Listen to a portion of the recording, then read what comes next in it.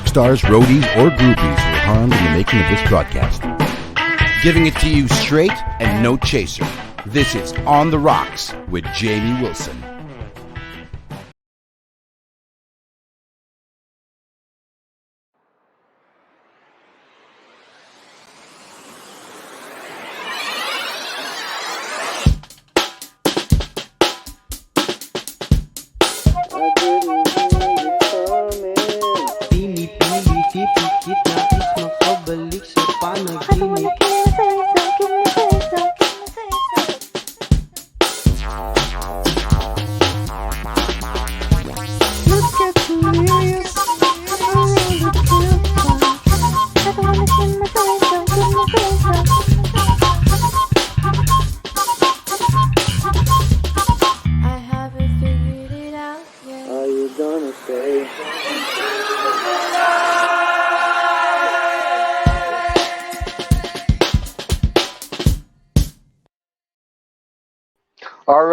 All right, guys. Hey, welcome to On the Rocks. I'm Jamie Wilson, and tonight it's vinyl night, man. And we've got three really awesome guests tonight. These guys are responsible for so much joy in our lives because these guys are the source of so much happiness because they are the record store owners that we just love to go to, love to visit, love to spend our money on. Okay, maybe that's not so much joy, but really the enduring love for vinyl, the resurgence of the vinyl culture is, a phenomenon that you cannot ignore nowadays. It's outselling any other format, and these three guys are pretty much what I would call the experts in terms of everything vinyl. So we're so excited to have them on tonight. But before we bring them on, just a few announcements from Offshore Music. The Cagayan de Oro-based band Sulo is releasing a brand new song, Anak ng Bayan, on August 30th. Man, you guys should check this song out. It's amazing. And of course, the jazz group Extrapolation is bringing you their live set vibe in the form of an album called Alive at Wildgrass Studios. Now on all major streaming platforms, the 5-track EP plays exactly like an Extrapolation live set. The usual mix of eclectic original music and reimagined covers. This EP is the band's first official live release, and it's out now, so check it out. Also, we'd like to thank our friends from Buenos Dias Panaderia for bringing us the Milo Buns, which is also another constant source of happiness for me. And thank you so much to the Misty Mountain Cafe for your premium blend coffee.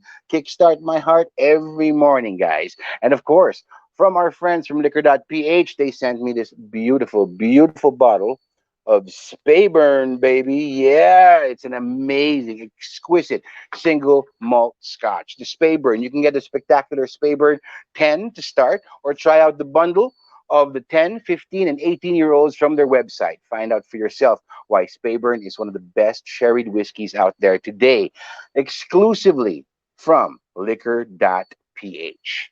All right, so tonight's going to be very exciting because, like I said, we've got record store owners. And, when we got these guests on, I was so excited. And you know that quote, I don't know if you guys know of the movie Almost Famous. If you don't, what have you been doing? Living under a rock? It's an amazing movie. And there's a character there. Her name is Penny Lane. And she says, she lives in the music world.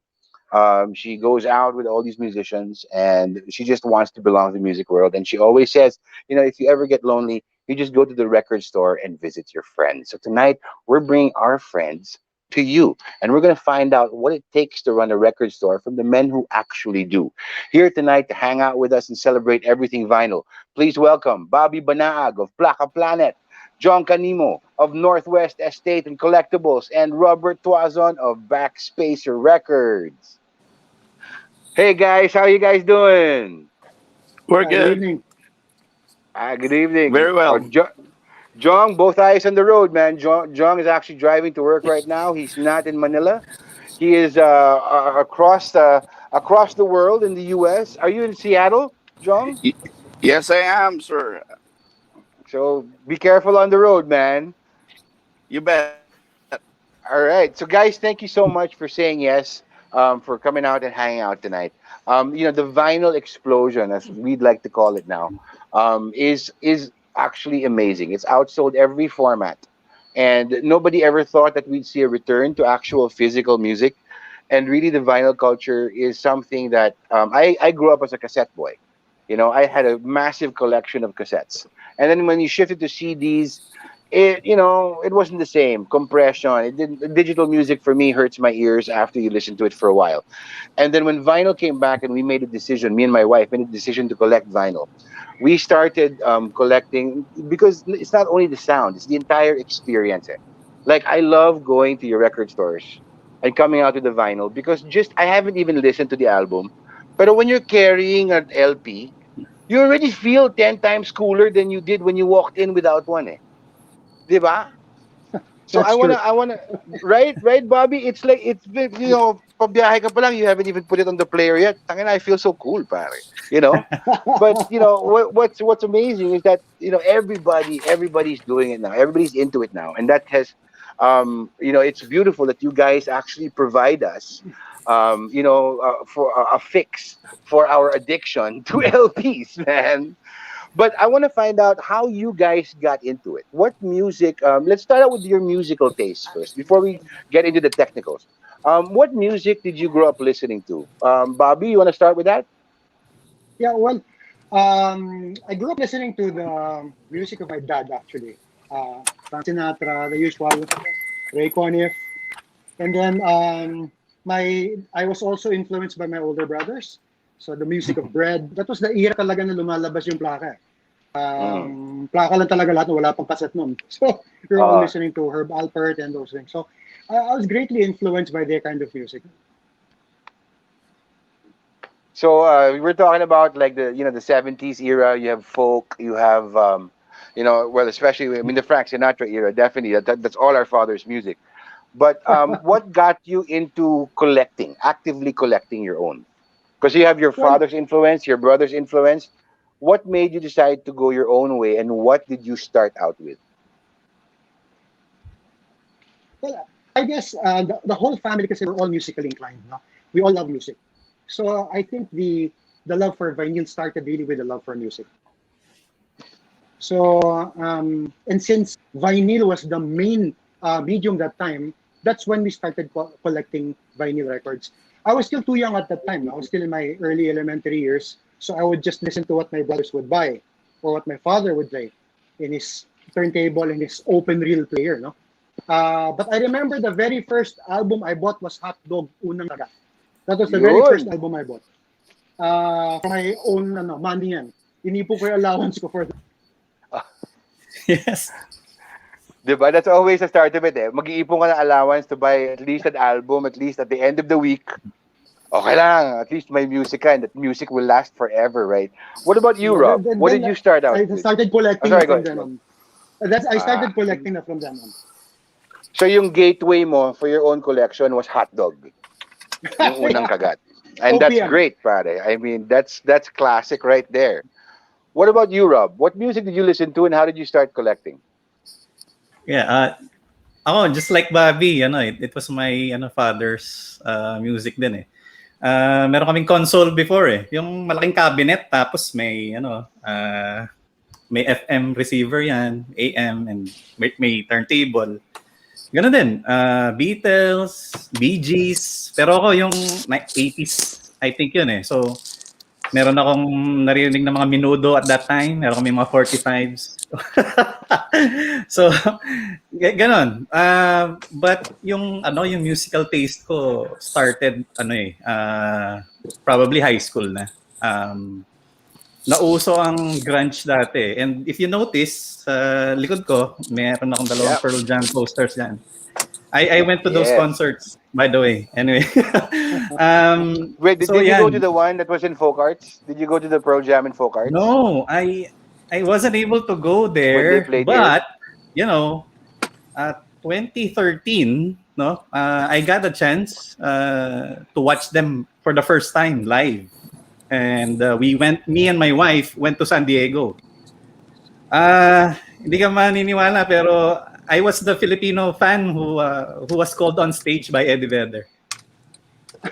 Wow. Parang mixed feelings din at that time kasi that was 2 weeks after Yolanda eh. And then, nag-donate sila ng relief for the typhoon through Rocked. 'Yon. Ako ang ginawang kasangkap. Andun na rin ako, binigay yung check sa akin, pauwi. Nice. Okay yun. Anyway, ayan nga, talking about Pearl Jam din kasi they're big on vinyl eh. Yeah. They have a record actually. It's a Vitalogy and Spin the Black Circle, 'di ba? Yan ang nila eh. Yan ang ode to the vinyl eh, 'di ba? Ginawa nila yung song na yan for the vinyl talaga. And they're big vinyl collectors. So back in 2009, that's where I started and that's where I bought my first record talaga, and which is Pearl Jam. And coincidentally, that's the name of our store. The album is Backspacer. Their Yun ninth pala album. yun. Saan ba yan? Yeah. Yun pala yun. It's their ninth album. It's their shortest one, and it's like 30 minutes lang. So yeah, that's where I started my my collection. Tapos I think 2017 I was still working corporate on the side. Yan, on the side I was selling, no. I was selling kasi yun na dumadami yung collection, no? Dumadami yung collection. Pero hindi alam ng wife ko. Hindi alam ng wife ko na dumadami kasi tinatago ko sa ilalim ng sofa, sa ilalim ng kama.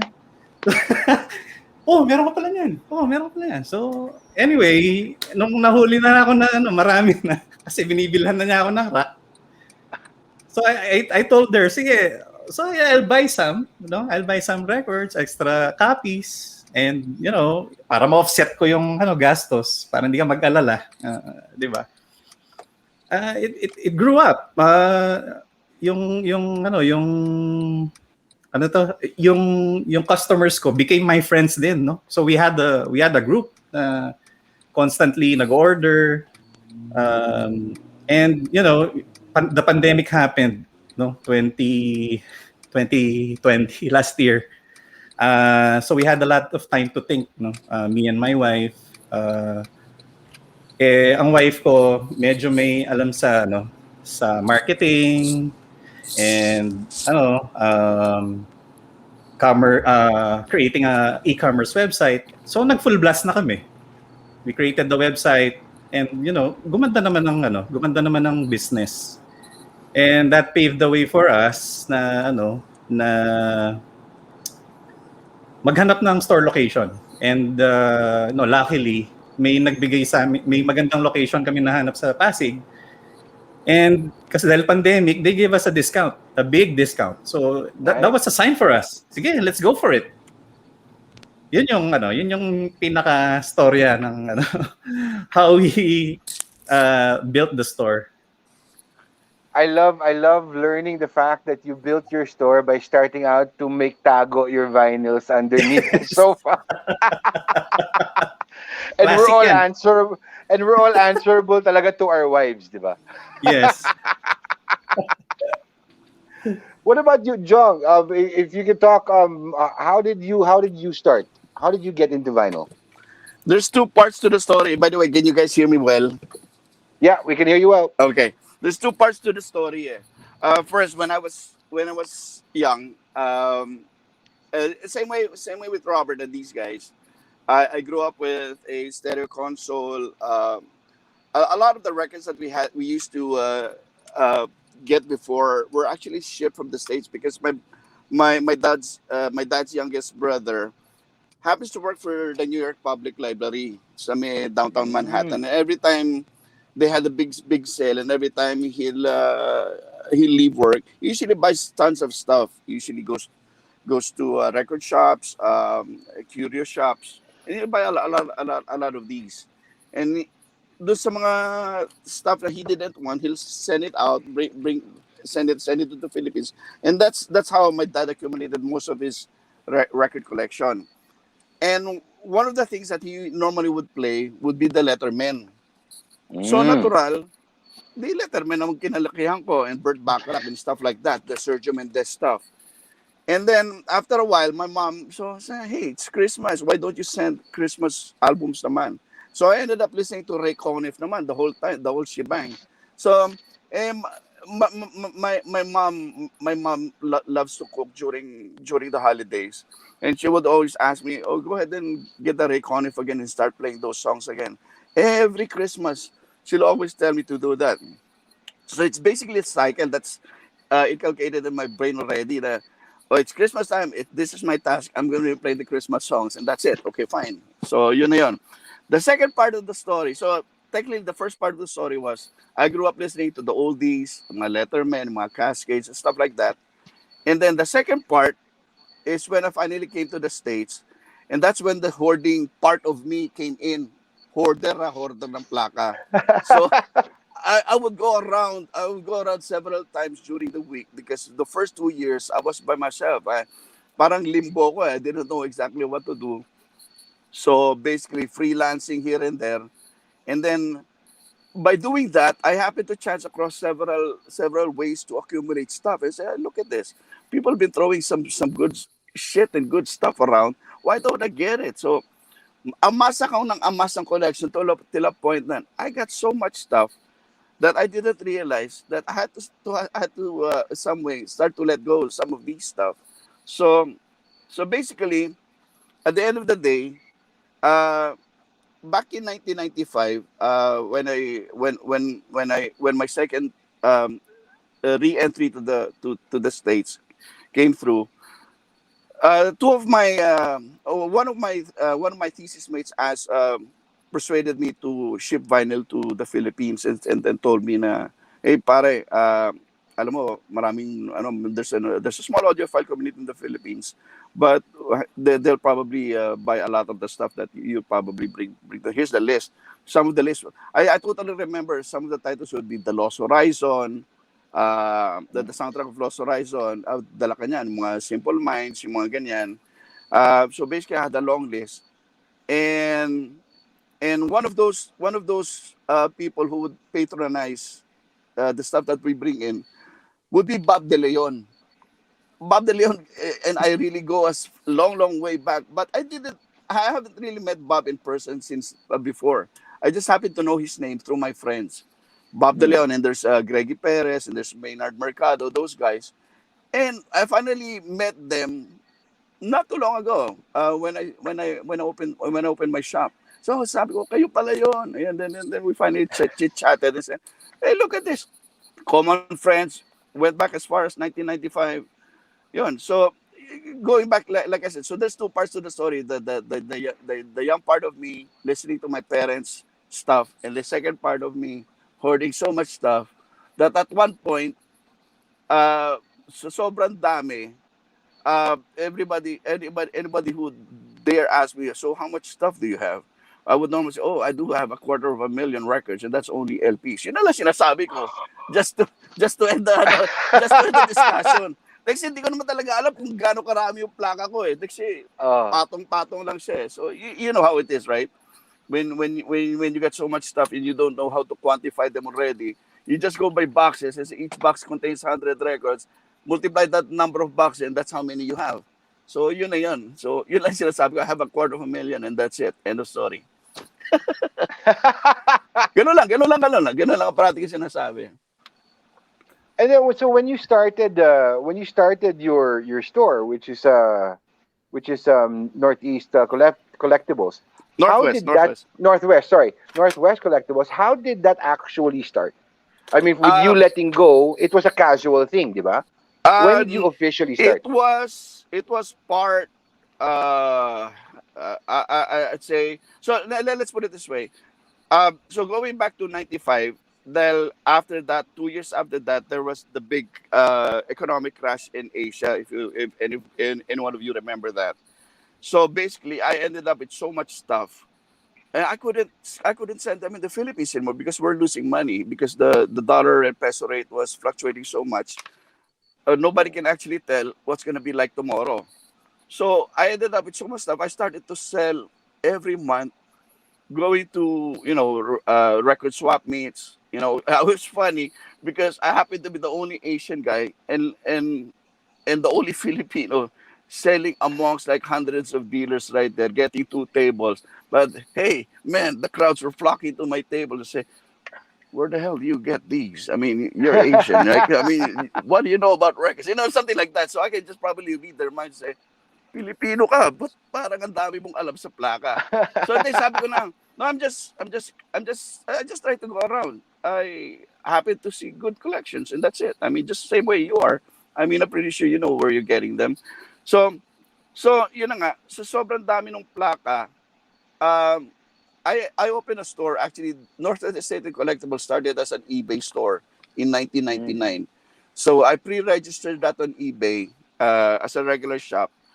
And then finally, after 2014, I told myself I quit na because there were too many restrictions on eBay, too many taxes, and so on and so forth. I told them I better start moving my stuff to the Philippines because at some point anyway in my life, I'll be retiring pretty soon. So 2000, going back 7 years back, 2014, I started to open a store in Malate. Um, a lot. And actually, we moved already 4 times already since the Malate days to where we are right now in Kamuning.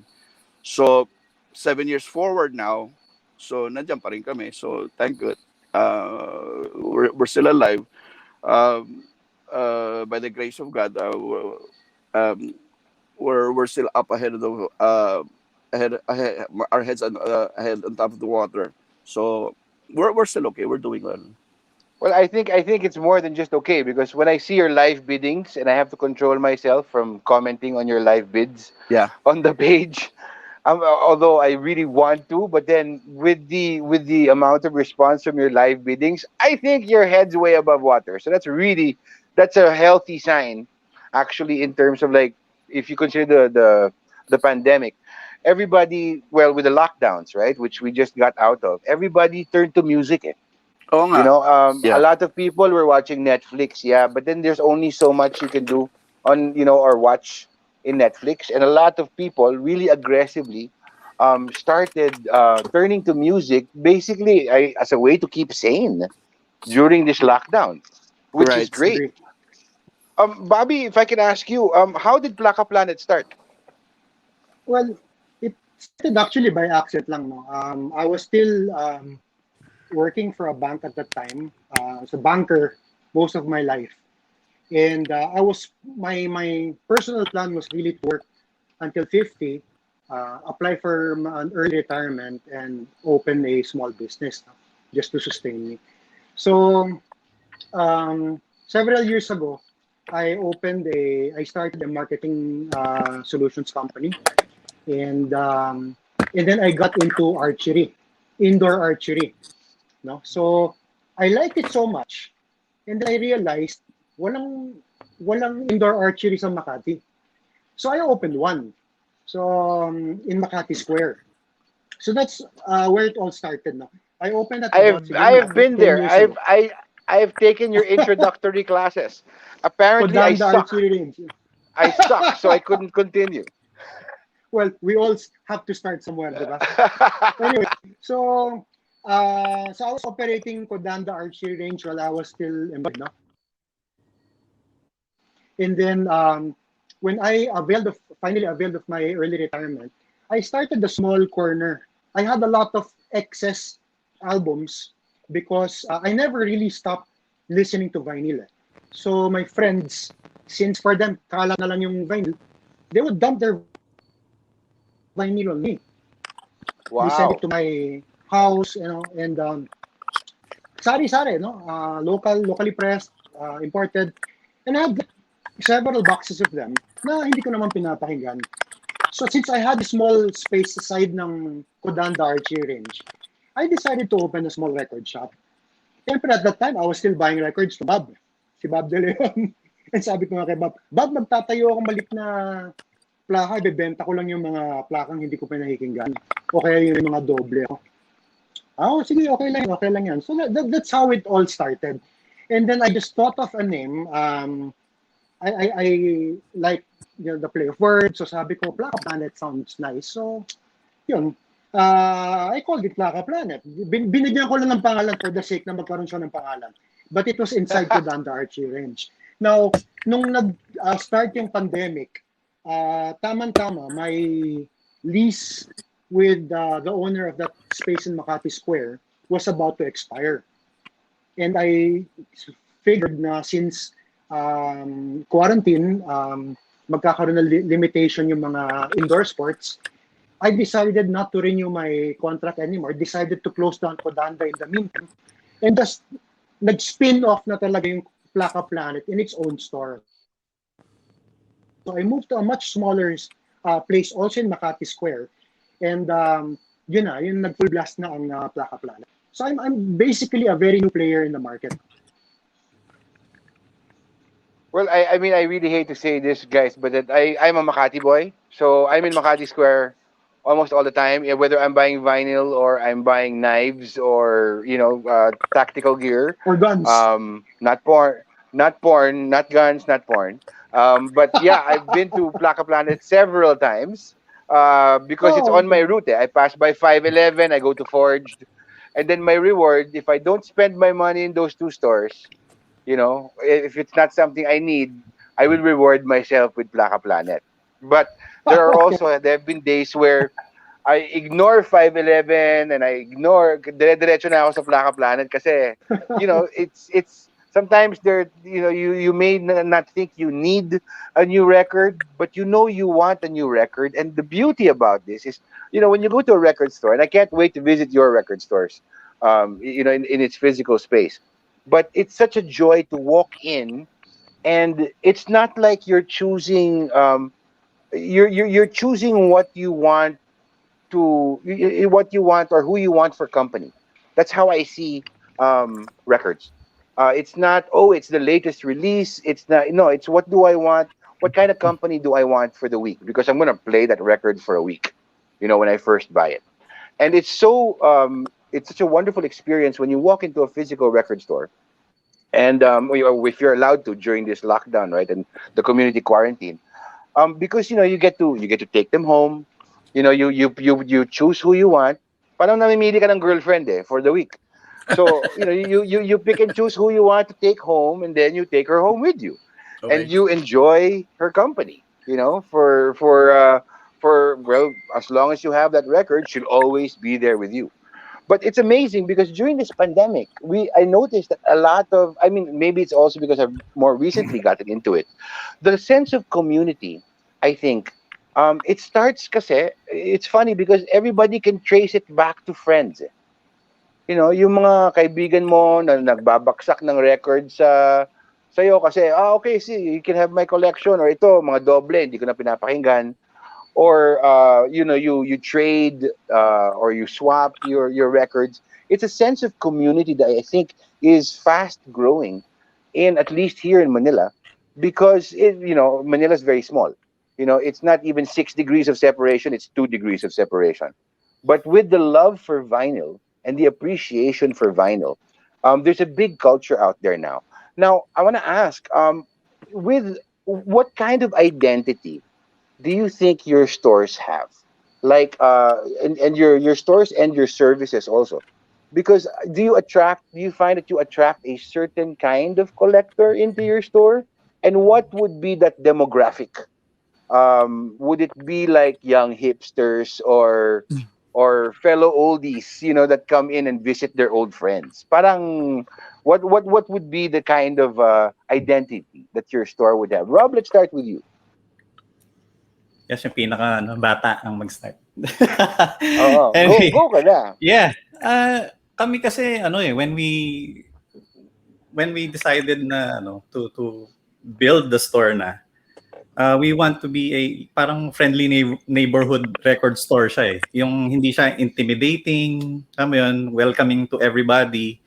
Doon namin din-design very laid back, cozy. Ayan, as I've mentioned earlier, welcoming, no? Tapos, it's a place where you can hang out then. As you mentioned earlier,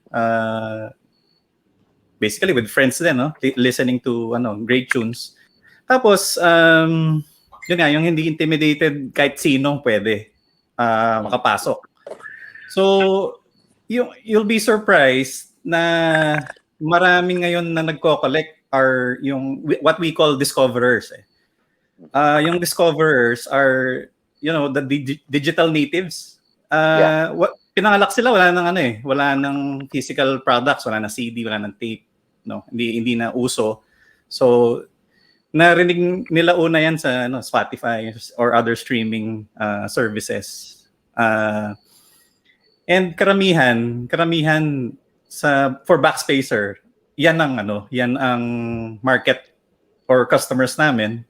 And they were influenced by their audiophile dads or moms, no? Or yung nostalgia-driven parents din. So when we opened shop, actually, even when we had the website, sasabihin ng parent, customer mo na rin yung anak ko. So sinasabay ko na sa order. And when they go to the store now, sabay yan. The whole family goes there. No, nakakatuwa. Kasi yung mga father, yung mga parents, no, na naipasa nila yung love for music sa mga bata, and right now for us, no, we're big on OPM. Right now there's an OPM resurgence. Started with Poly-East, Universal, yung mga titles na reissues, and then si Vicor, no, the OPM classics. And yun, naisip din namin yung sabi ko nga kanina, maraming time nung pandemic. Kami ni Mrs. nag-isip kami ng way on how we can add or we can add value to OPM. And that's where mamaya siguro sa top 10, that's what I can share as well. Pero ngayon, yun nga, another thing is pagka usapan kasi ng plaka, 'di ba? Or usapan ng music, wala naman nagtanong sa iyo, pwedeng patingin ng MP3 collection mo. Wala eh. Oh, that's true. That's true. Yeah. Usually ganun eh. So sa vinyl kasi yun eh. Meron, as you've mentioned earlier, meron siyang yung artwork napakalaki, 'di ba? So binibigyan ng time 'yan ng artist, no, to design. It's an art eh. Kaya artwork, 'di ba? Sa ano pa lang, sa gatefold, sa design ng cover. Yan, binibigyan lahat ng yan ng detalye. Kaya I think yung resurgence nga, and yun yung number one ngayon. Kaya nagiging number one ang vinyl. That's quite interesting when you say the digital natives coming in and discovering a physical format. And it's great that parang nag-reset tayo to back to where yeah. Can you guys hear me? Hello? Yeah. Hello? Yeah. Hi. Yeah. Okay. So yung mga digital natives that are rediscovering, it's funny that parang we reset the time, the clock sort of resets, and they're discovering the format, even if they have access to all this music on all the digital streaming platforms. So it's great that they're rediscovering, and something that you said also about nostalgia, with their parents going, hey, yeah, I haven't thought of vinyl in a while. And, it's a format that they're very familiar with because that's what they grew up with.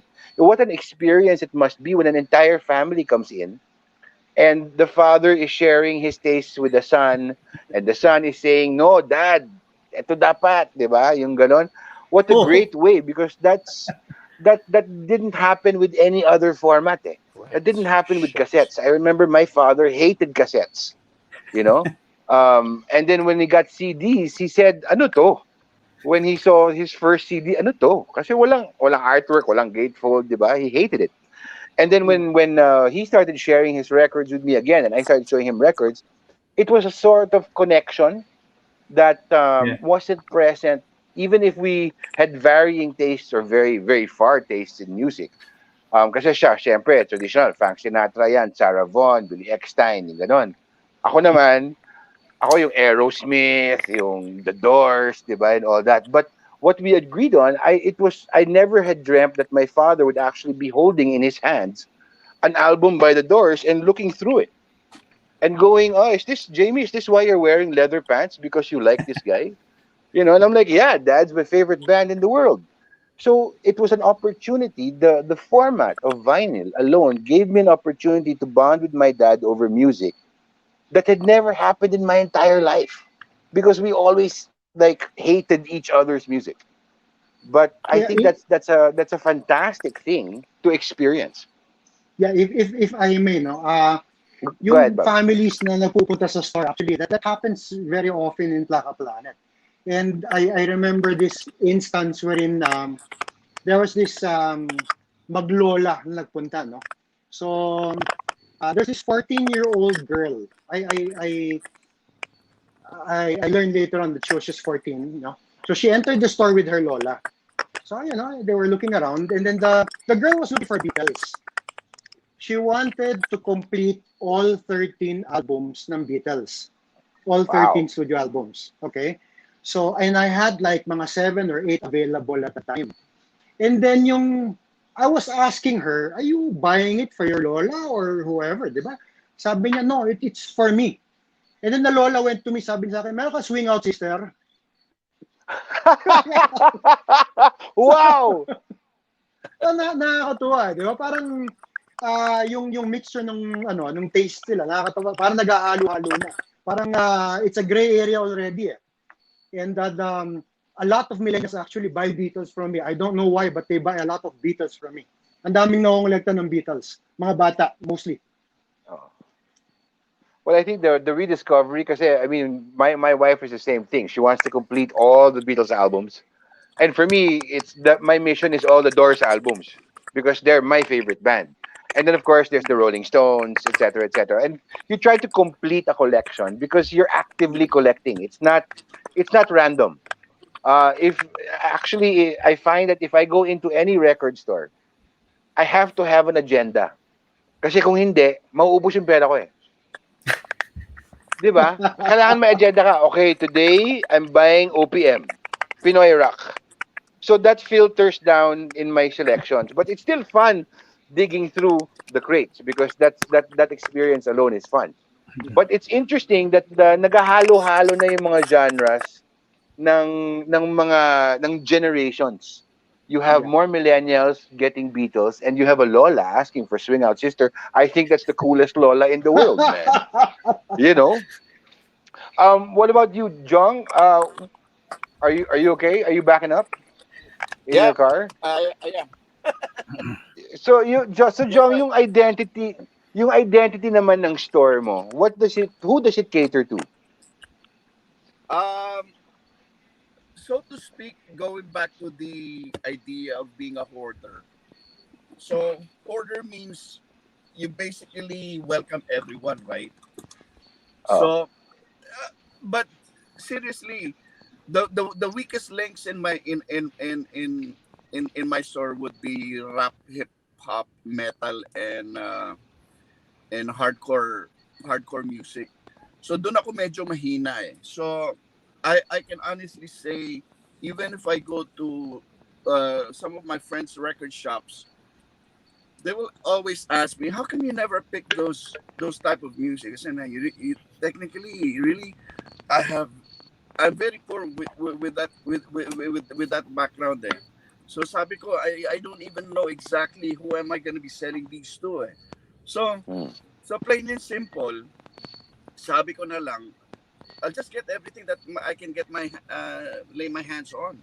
So sabi ko, ganun na lang bale. So and so anyone who would come and visit my shops, um, would generally be entertained. And so if ever somebody asks, oh, if you have anything new, a new album of Swing Out, or a new album of Tom Jones, or new album of Tupac Shakur, at least we have something to show, basically. Pero before, I'm really very, very poor on that.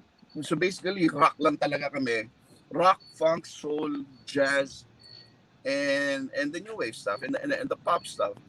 Problem is, you don't get those every day, right? So Hmm. I'm pretty sure sila Bobby and Robert would attest to that. Not all the time. If you do the shopping, if you go around, hindi mo naman parating makikita parating the Doors every day eh. So or the Beatles.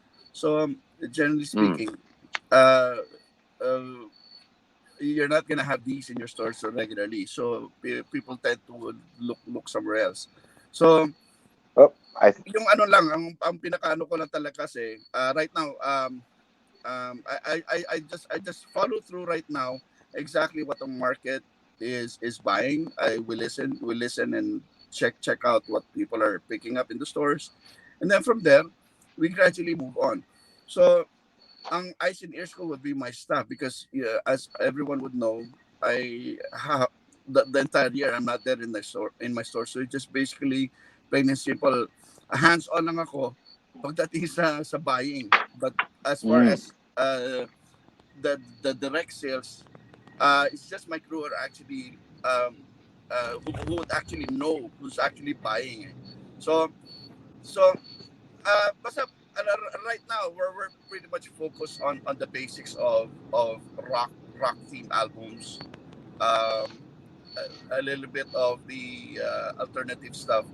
Um, Jazz ang medyo malakas sa ibang ano ko. I'm not even talking about George Benson jazz. I'm talking about the old Riversides, the old Contemporaries, the old Atlantics, the Blue Notes and stuff mm, like that. And those are, yeah. I think, are more bankable labels that people really go out for, right? So, yun ang ano ko, yun ang inano ng shop. So wala namang masyado basta we cater to everyone as much as possible. It's interesting because when you say, you can cater to everybody, but basically I think the whole idea of your record store and seeing how it began is the things that you hoard or hide under the sala, or your friends make baksak uh into your collection. It's driven by your tastes. I think the tastes, as curators, um in terms of what you like listening to, is so important also, because basically I would not I would find it weird if I walk into a record store and I'm hearing, and I hate to say this, like Justin Bieber just off the top of my head. Yeah. I wouldn't be like, what? Because for me, when I collect, like we started collecting the iconic rock albums, no, me and my wife. And I deliberately started in an era where these records were recorded for the vinyl release, as in analog. That was the only format, because that's the way to actually listen to it. Not the later releases, which were recorded digitally and then remastered for analog. I like, I can also imagine when I'm listening to, like, for example, a Doors album, I Yeah. can imagine, or a Rolling Stones album, I can imagine because the room that they were recording in, and I Yeah. can hear the room that they were recording in because it was recorded for that format. But we've been talking about like hardcore and hip hop, funk, rock, soul, disco, swing out sisters, Beatles. You know, I think we should bring out our top 10. I think it's time for our top 10. I'm really excited to see what your top 10 albums are. And usually, kasi on this show, we have one guy go through 10 albums in one go. Now, since Bob is driving, we're gonna space it out so that he doesn't get arrested for driving with a LP on his steering wheel. Let's do one album each, and then let's make Rigodon. Let's just go around. So, Bobby, do you want to start with Sure. the first one of your top 10? Actually, yan ang isa sa pinakamahirap na gawin, no? Yung mamili ka ng top 10 na plaka. That's the most Parang difficult to do. parang So what I did na lang parang is, parang parang you're choosing your favorite children, 'di ba? Ang dami mong anak, pero ito lang yung yeah, 10 paborito mo. actually, pag tatanong ako, ano paborito kong plaka, ito pinapakita ko, ito plaka. Gusto ko pa yung meaning. Yeah. Anyway. Anyway, Gusto ko yan, ah. so what I did is I chose 10 albums that I really enjoy listening to from start to finish, no? And mga memorable ones. And actually, these are medyo common ones. No? I'll start with this one, Kenny Rankin, Silver Morning. Yeah. Very memorable sa akin itong album na to kasi when we were in high school, we would practically sing all the songs here. I would play my guitar, my friends would play with their guitars, and then we would try to copy Kenny Rankin. Simple as that. Buong high school namin, that's all we did. Sing Kenny Rankin songs. Kaya sa akin, Nice. very memorable. Especially this album, Silver Morning album. This is a very good album of Kenny Rankin. Fantastic. Ikaw Rob. Let's see your first of your top 10.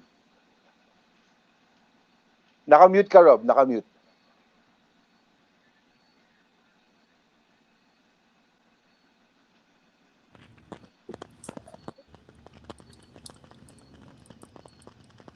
You're still muted, Rob. We can't hear you. Oh, naka-mute. Hindi ko marinig. Sorry. Ayun, yun. Yan. Alright, mag-shoutout muna ako before I start. Mag-shoutout Rob, lang ako, sorry. Rob, ikaw yung pinakabata, pero ikaw yung may tito moment, ah. Oo nga. Tito na rin eh. Shoutout lang ako, commercial break lang before I start. Shoutout lang kay Aldous, kay Medwin, Rene Rivo watching, Narda, Banda is watching, Romeo Babaw, happy birthday. And to our customer, Sir Perry, Nor, mamaya yung mga hindi ko nag-greet. Erwin pala, nandyan, nanonood din. Thank you. Medyo mandadaya ako kasi ang hirap ng top 10 eh. So, ang first ko, Backset. Siyempre, alam mo na kung ano yun. Galing. My first one is a Pearl Jam. Yes. Okay. Yes. Ganda niya. Pearl Ang Jam ganda Backset. niyan. It houses all the studio albums lang.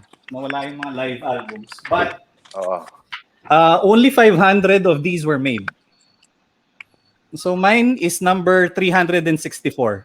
So sa buong mundo, 500 lang kami na fans ang meron nitong Backset. Galing. So, galing. Yeah. So, And did you have to sign up? Did you have to sign up for that specifically? No, is it a fan club thing like what U2 does? Yeah. It's a fan club thing. Swerte ako, nasa US ako at that time. So na-claim mo kagad. What they usually do is post something na bago sa shop at 1 a.m. or 2 a.m. in the morning when the rest of the world are sleeping. Di ba? Wala na eh. But at that time, nasa California. Sa California ako, saktong-sakto. Lunchtime lang yata yun. So I saw it and pinlist ko na kagad yung order. Nice. Galing. Okay lang yan. That still counts as one. Kasi Backset, yeah, okay counts as naman. one. Kasi pag Pearl Jam, di ba? Yung pa lang eh. 11 na yun eh. Oo nga. And then if I were to ask you what your... tapos na. Yan na yung show and tell mo. That's it. Thank you very much. Good night. Di ba? Yes. Let's go to Jong naman. Jong, what would be your first one? Okay. Pumarada muna ako dahil I took the records at the back of my car. So, basically, ang gagawin ko rin, para rin si Robert, i-generalize ko na lang as, for not really this specific album, but I'll definitely talk about the group in itself, all right? So, basically, I love listening to the Beatles. Yes. So, kita ba? Yes, sir. Oh, this is the trunk cover, okay, of Yesterday Today. So anybody would know this, the original version of this was the butcher cover. Tapos nag-paste over sila, ito yung lumabas to hide the unsolicited yung butcher cover nila. So anyway, anything about the Beatles is a big hit for me. So yan. So nag-comment yung Offshore music, mine. Hindi to live feeding. Show and tell lang to.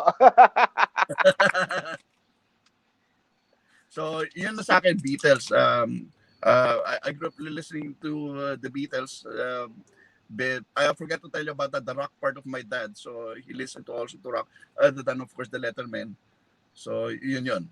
And then, pagdating ko dito sa States, continue pa rin ako bilhin ng Beatles. So, and one of those, let's say, if we're gonna be talking about Holy Grails later on, I'll be talking about one of the Beatles albums as one of the Holy Grail that I want to have. Ika nga. Nice. Not that I own it, but I want to get it. You wanna get it? Okay, good. We'll Uh, move. We'll save that for later. We'll save that for okay, later. okay, okay. Okay, Bobby, ano yung number 2 mo? Actually, no particular order to. I just chose Oh. 10 at random that, that would mean something to me kahit pa paano. Kasi mahirap gawin ng 10 eh. Anyway, this is something I listened to also from start to finish. Yes. Pippin. The reason why I chose this because when I was in school, we staged this actually. Kahit na extra lang ako, nasa chorus lang ako, it was Randy Santiago who played the leading player. I learned to love the musical and I know all of the songs there by heart, practically. And we performed it in the different stages. It was a long run. It was the first time also. One of my dreams kasi before, when I was with the Glee Club, when I was with the Kundirana, was to perform in all the major stages in Metro Manila. So that's the CCP, Main Theater, CCP Little Theater, Meralco Theater, UN Theater, Folk Arts Theater. And because of Pippin, we were able to perform. It was still operational at that time. Bagong renovate pa na at the Metropolitan Theater. Kaya medyo, that was the last theater na hindi ko pa nakakapak talaga sa stage nun. So, that was kaya that's why I chose Pippin. Tsaka maganda talaga yung musical. It's really a good album. Okay, Bobby, can I just share with you? Because yan, pwede ko bang i-mine yan? Pwede ko bang i-mine? Because Pippin is very special to me because I've been a theater actor for 42 years. And Yes, in 1980, Pippin was my first play, my first professional play in Meralco Theater. We had Cocoy Laurel as Pippin. I was the young boy, Theo, with a solo song about his duck. That was me. That was me. Tapos si Virata was the mother. Yes. Joy Virata was Pastrada. Joy Virata, and then Freddy Santos was Charlemagne. And yes. Okay, so I need to get a copy of that in my life, pare. Because, no my problem. God. Yeah. All right. Oh, magme-message ako sa'yo. Yeah. Yay! Not in the store. Fantastic. All right. Okay. I'm so happy. All right, Rob, let's go to your second one. Yeah, another Daya. Medyo... so, Yun. this was the first record that was produced by Backspacer, so this is very special. No, one of my favorite albums, and was pressed for the first time on vinyl. Siyempre, Itchy Worms din. Huh? Yes. And Yes. I have a copy of the Itchy Worms. Yes, signed by the band, and it's our first collaboration with a major label. Then that's why ito yung top 2 ko. Shout out to Sony Philippines. Yes. and shout out to those two amazing bands, man, because they're amazing. I love the Itchy Worms. I love the Itchy Worms. And si Vin, matagal ko lang kainuman yan sa Big Sky Mind eh. And then there was one time where Vin asked me, they were doing a Doors tribute night in 70s Bistro. Ako, Doors fanatic ako, and I also sing with a rock band. So Doors are my go-to. And there was a point in the rehearsals where Vin was asking me, Jamie, parang hindi ko makakanta ton lahat eh. Alam ko 2 kanta ka, pero can you sing this? Yes. Can you sing this? Yes. Can you sing? And then he realized, yeah, I can sing the whole fucking catalog of the Doors because I can't remember what I had for lunch yesterday, but I know all the lyrics and all the songs, and I can sing all the songs in the Doors. That's just weird, right? But the periodical album, I need to get a copy of that, pare. I need to get a copy of that. Yeah. All right, thank you, Rob. Let's go. Yeah, you're lucky because we're gonna have a second pressing of periodical soon. Yun. See, that's why, man, I'm gonna go broke. You're feeding my addiction, pare. But it's a good addiction, man. It's a really good addiction. Jong, let's go to you. What's your second one? Okay, before I go to my second album, funny how I was listening to Bobby's story and your story about Pippin, because I'll just a little bit on tidbits on that, because when Bobby said Kundirana, teka muna, alam ko Kundirana eh. So anyway, and then when he mentioned Randy Santiago, wait a minute, because when I was in high school, I joined the Q instead of the Kundirana. So Q was the dramatics club of my high school. And then part of Yes. that, we had a show in Meralco, which was Greece, Manila, 1950s. And guess who were I was with? I worked with the Hontiveros sisters, Risa Gingay and Pia Hontiveros, including Yes. Rosana Hinares, and Randy Santiago was also a backup singer. So funny how Mm. we're a little bit related to that. Pero Mm. nasa theater arts din ako. So I kind of realized. So wait a minute, I think we have something in common there. Anyway, so just a short tidbits of that. But okay, going back to my albums. What is closest to my heart would be classic jazz. Yung people really old jazz. So one of them would be uh, is this okay? Miles Yeah. Davis. Miles Davis. Nice. Okay, Walk-In, Miles Davis. This is the original Prestige on Prestige label. This is the yan yung sinasabi nilang Fireworks. Ganda. So this is the Fireworks label. Ito yung original niya. So I not really, like I said, I'm basically an old vintage jazz guy. And every time I once went to Seattle and I went to this old record jazz shop. It's not there anymore.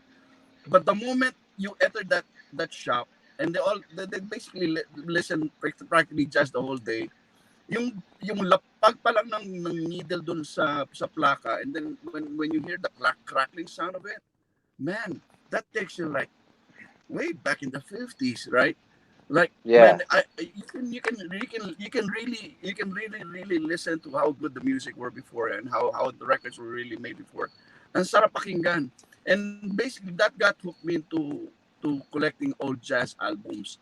So basically, like I said, I'm also okay with the newer jazz.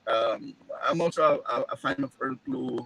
I'm a fan of George Benson, but it doesn't really give really the substance when you try to listen to the older jazz. Eh. So especially the blue notes, yung mga ganon.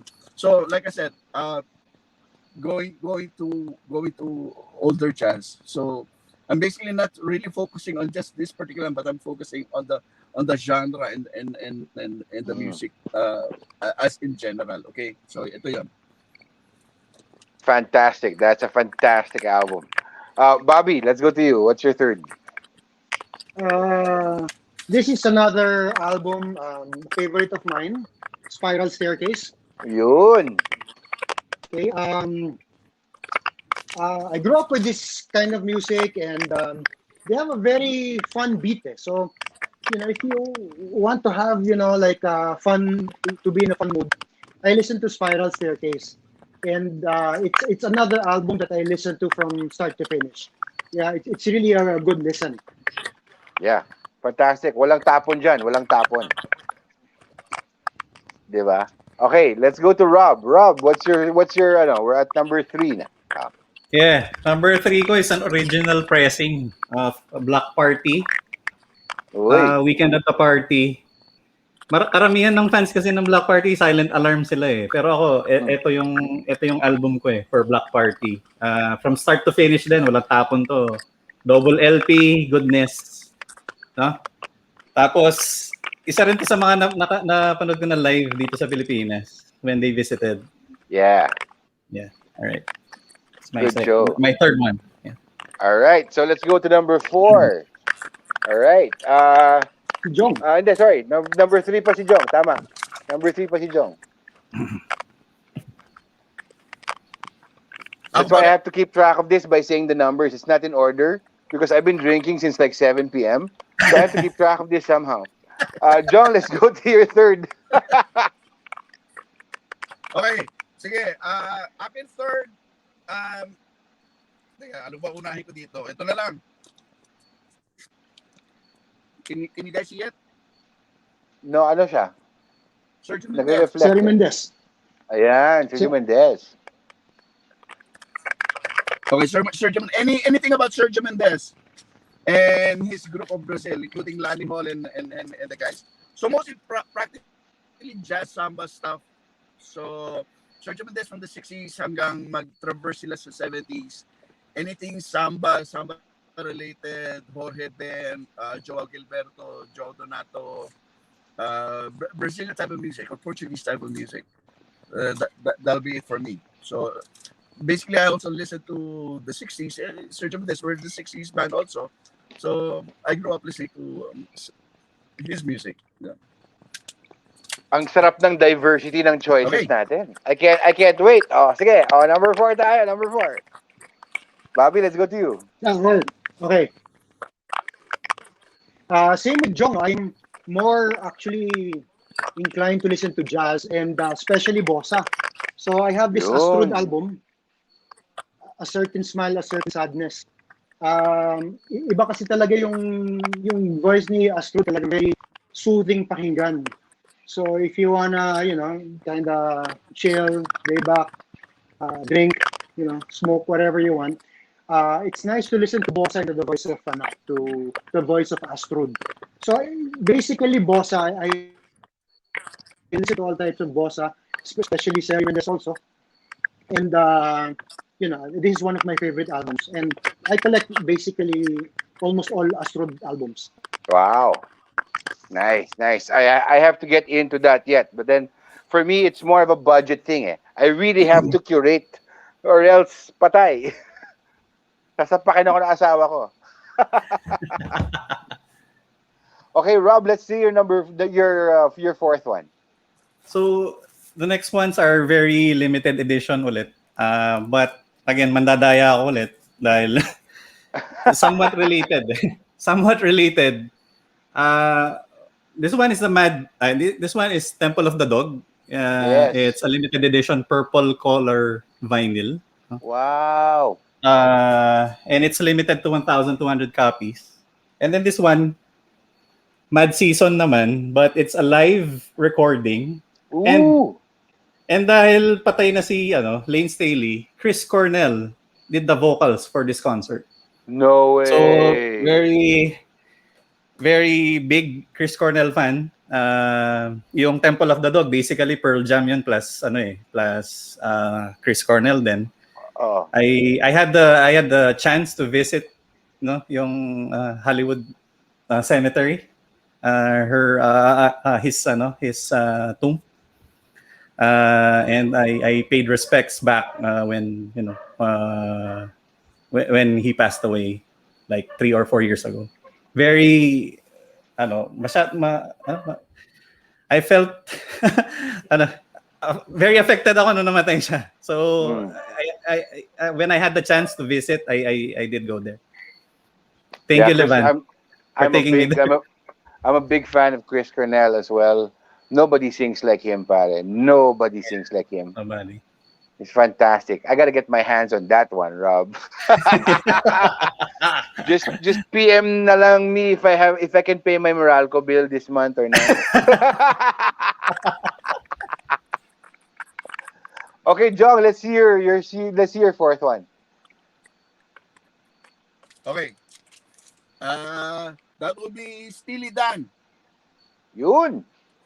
Steely Dan, greatest hits, or Donald Fagen. Yeah. Yan, yung ano ko, from the, slightly from the 80s and stuff like that. Most of his greatest hits, Reeling in the Years, yan. Yan. Peg, yan, yung mga yan. So anything with Steely Dan or Donald Fagen and stuff like that, that'll be my choice for this. Yeah. It's funny with Steely Dan. Okay, I never really got into Steely Dan before in my younger days until when I was singing with Jun Lupito, and he wanted to do Reeling in the Years, and I'm like, what the fuck is that? Because we usually do Rolling Stones, we use Doors. I had no idea, right? So he lent me an album, and I'm like, wow, it sounds so deceptively simple until you actually have to learn how to play their music. Tanginang hirap para. Ang hirap tugtugin na live i-cover yung Steely Dan. And slowly, Reeling in the Years was the one that really got me. That and Bodhisattva, which we played in a concert with Jun Lupito. And me and Jun Lupito are both Buddhists. So Bodhisattva is very meaningful in that sense. But putang trying to learn the music, they make it sound so easy. And then when you try to learn it as a musician, ang hirap pala. But Steely Dan, that's Yeah. top notch, guys. Top notch. All right, let's go to our number five. Okay. This album I acquired just a couple of years ago. Hindi na kasi ako makahanap ng original nito. Uy, So, Chet Baker. Chet Baker sings. Oo. So, this is a ratio already. And ito yung mga napagtitripan ko recently is listening to talagang chill type of music lang. And I always have this in my store because if people ask me, anong isa sa mga pinakamagandang album pakinggan, just to, to relax, a good jazz album, I would always tell them to get this one, Chet Baker Sings. And which reminds me, like a person like si Melchor, shout out na ako, Melchor, I know you're watching. Ano yan, 80s kid siyang through and through. But na-curious siya, so he got one. And he listened to it like siguro mga ilang beses daw. Inulit na niya, 3-4 na beses ata niya inulit yung plaka. So, he really enjoyed listening to it. And to my other friends also that I kind of influenced in getting one, they also gave me the same feedback. Maganda daw talaga yung plaka. It's really a good listen. So it's one of my favorite albums. I listen to it really all the time. Fantastic. I've actually heard of that album. A lot of people have brought it up to me, and that's definitely been on my list for a while. So I have to give that a listen. Definitely. All right, Rob. What about your fifth? Yeah, shout out din kay Melchor. Paps. Basta. See, I love it, kasi- pare. It's a community. We're all just making Yeah. friends through music. I love it. Ayan, sabi nga ni Boy, Aldous, yan. Pearl Jam and Friends ako eh. So, ito ito kailangan nasa collection mo talaga to. If you're a fan of the 90s, Yeah. no? Pearl Jam and Friends, ito unplugged. Siyempre, mandadaya ako ulit. Kailangan may Nirvana unplugged ka rin. Kailangan. Oh, yes. Di ba? And of course, Pearl Jam unplugged, di ba? Kailangan yan, tatlo yan eh. Yung tatlo, kailangan may unplug ka. Okay. Ganda. All right, Jong, let's see your fifth. Fifth would be the same as Bobby's earlier album. So since I grew up in the 60s, and then listen to their music, so what more could you ask for Spiral Staircase? So pareho lang, di ba? So, Ganda niyan eh. basically, That's such an it's so iconic. A short note. Oh, Yeah. Every time I go to every time I go and shop around and then when record store owners ask me, oh, what's your wish list? So normally I'd say, do you want my wish list again? You know, several times over I write down Spiral Staircase, then I'll write Kalapana, then I'll write what else was there? The Cascades, so on and so forth. They're basically the top 10 of every time I put in a wish list, because not only that people want it back in the Philippines, but also my personal favorites. So I'm glad I was able to listen to the oldie stuff now. So yun ang ano ko, yun ang gusto ko sa tatay ko. They were able to show me exactly what who Tony Bennett was, who Andy Williams was. yeah. Tipong ganon. So Yes. basically that's the oldies tayo, oldies. Fantastic. And really, I mean, we call it the oldies because they came ahead of us, but you can't deny kasi the influence of the oldies, like the Burt Bacharachs and Yeah, all that. precisely. It's funny, like as a big Doors fan, because the Doors were my my gateway into rock and roll. When I read the biographies, these were the same things that Jim Morrison was listening to. As a singer, I have to see what other singers do, no? And it's funny that you can trace somebody like Jim Morrison listening to the Burt Bacharach because he was influenced by his father's tastes also. So it's funny that somehow music Correct. can it's timeless in a way, but also it evolves. But if you go back to the seed of it, that's what I love about music. It's like a time machine.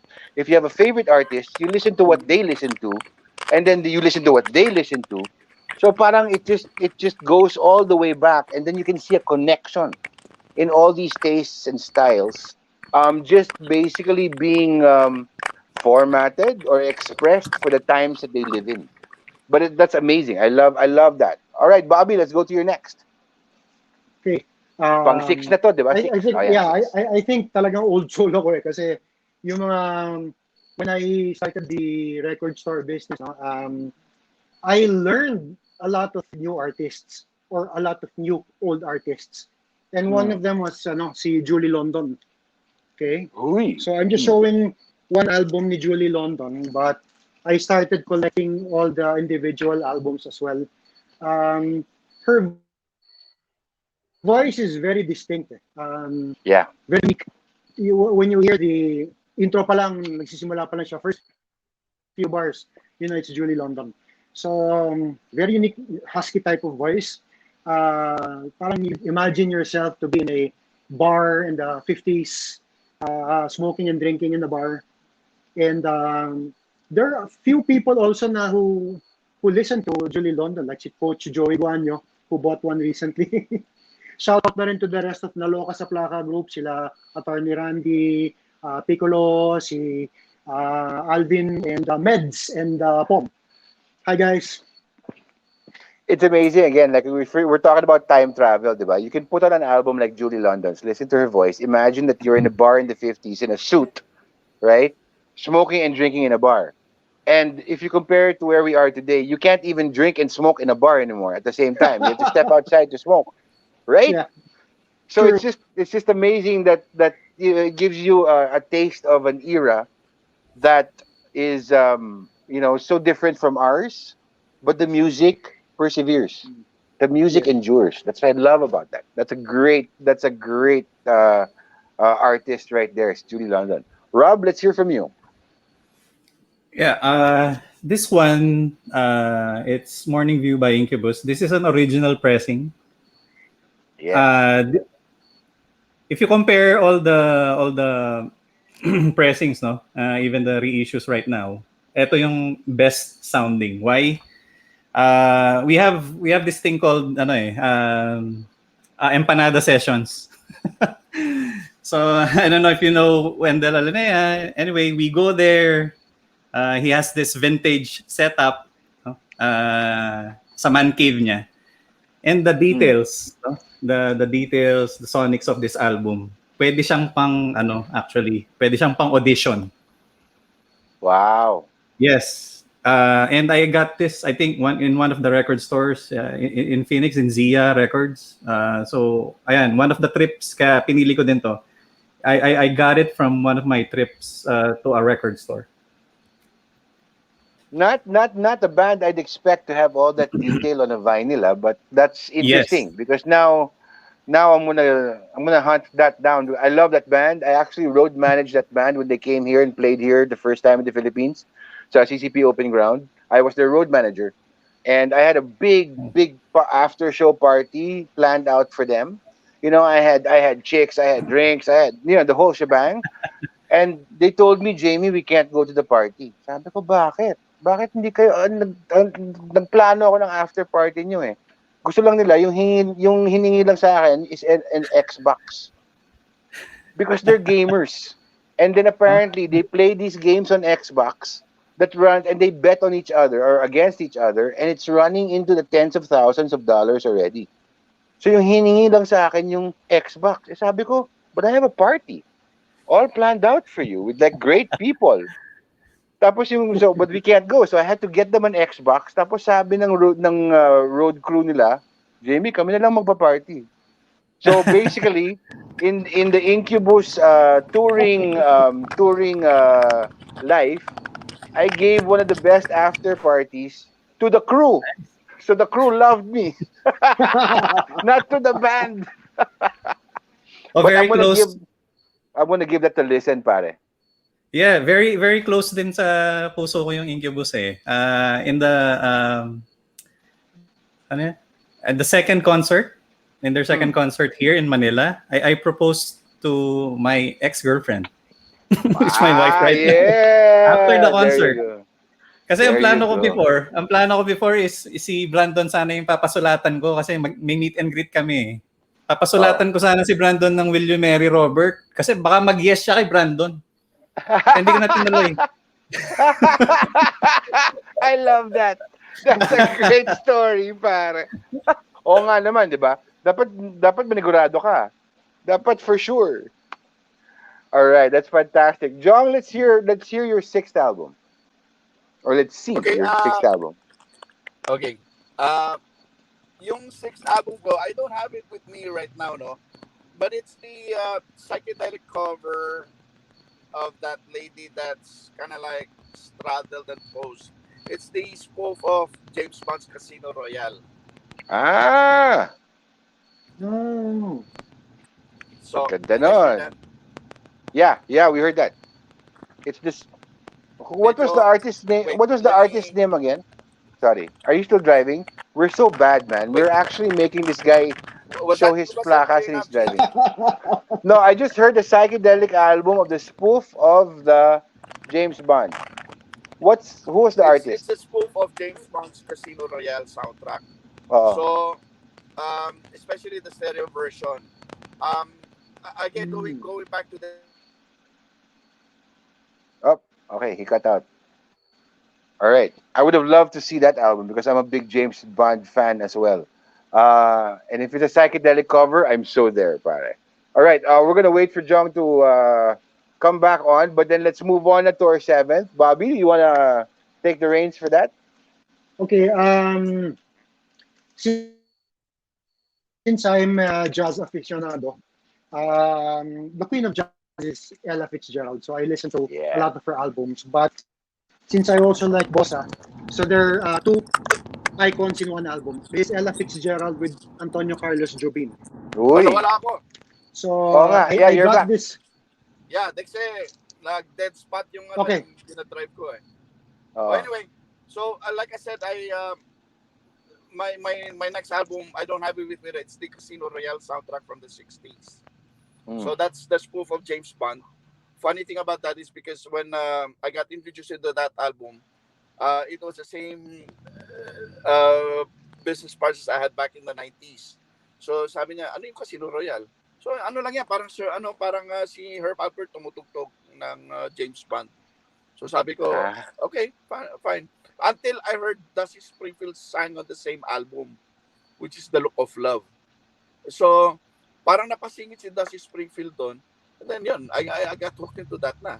So funny thing about getting hooked into that particular album, I ended up buying every single available album I can lay my hands on. Again, from a Portuguese copy to a Spanish copy to a South African copy. Kahit anong price yung binibili ko. Hanggang, I don't know, like I said, what was strange about it, I sold those collection a long time ago then. So sana I would have still have it right now. But that's the most that's the most ever record that I had in my collection several times over, as in several different pressings. So if you can just Google it, it's the Casino Royale soundtrack from the 60s. It's under the Alright. Cold Gems label, stereo version where Dusty Springfield sang "The Look of Love." Nice. Yeah. Definitely. I love that version of The Look of Love. I love Dusty Springfield. She's an amazing singer. And it's funny because the James Bond soundtracks are actually that was the first releases of its own na movie soundtrack that was also very iconic in their orchestration and all that. And Casino Royale actually stands out because nga it was very special in the sense of in the movie canon. Casino Royale is very specific in the James Bond canon because nga they tried something different with it, Yeah, movie wise, and then they right. went back to their formula. Correct. So that's interesting. I've never considered listening to that particular soundtrack, but I will now. All right, Rob, let's hear from you.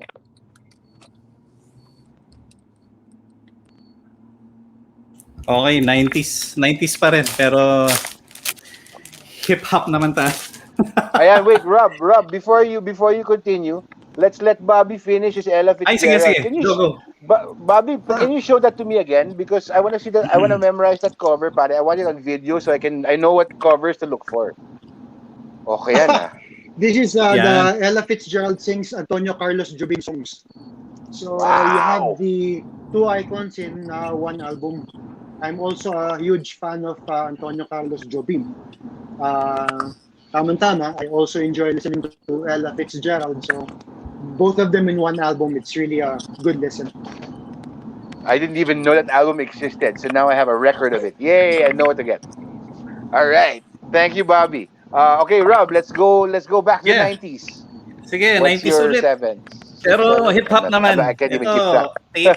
tape tsaka CD at that Oh, time talaga. wow. Bugbog sa akin to. Sino yan? Bone Thugs and Ano yan, Bob? Harmony. Di ko mabasa. Ayun, Bone Thugs and Harmony. Oh. Yeah, Okay. this is an original pressing din. Kaso wala yung ano dito wala yung Crossroads. So may separate yan na single. Yeah. Ito yung Ayun. sumikat na nakanta for that album. Alright. That's interesting because I mean what you've been showing us has been, Incubus, Chris Cornell. This is a departure, huh? Bone Thugs and Harmony. I suspect there's a story there. Is this meaningful also? Is this particular album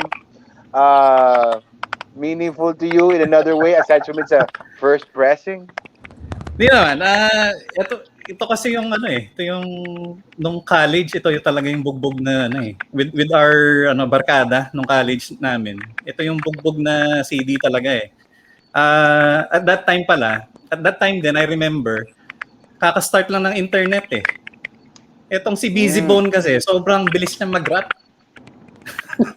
So, kahit na nung kinig mo, hindi mo makuha yung lyrics. So, dahil bago yung internet, pupunta kami ng library. Tapos, magsa-search kami. Hindi ko alam kung Google yung, hindi, Netscape pa yata yun. Google namin yung lyrics, reprint them. Para lang makasabay kami sa, sa lyrics, sa pagkanta. Kasi hindi mo siya masipra Mahirap yun. Ang bilis nga Galing. All right, Jong, let's. Do you have your seventh album with you? Are we on seventh or sixth? I'm losing track. I have Parang it here. seven na tayo.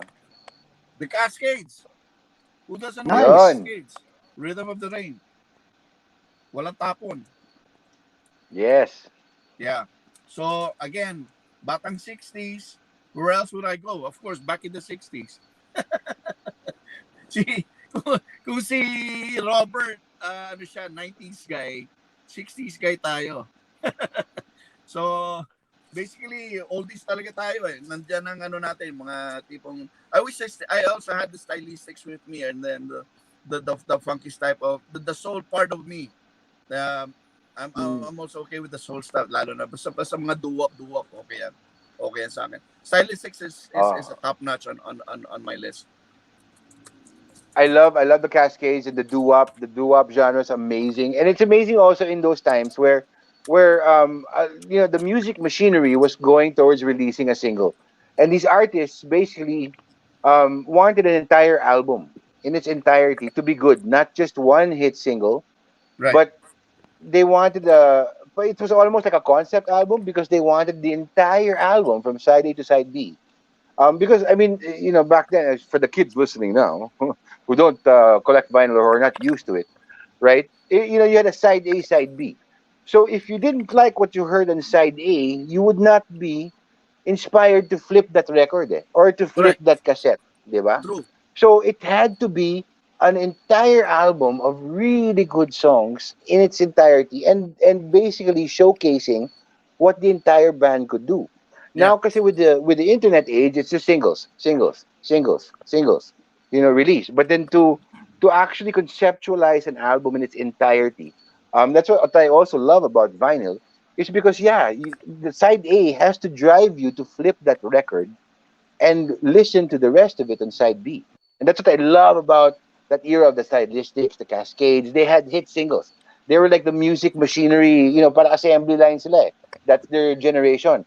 But they fought to maintain their talents and to showcase their music in an entire album.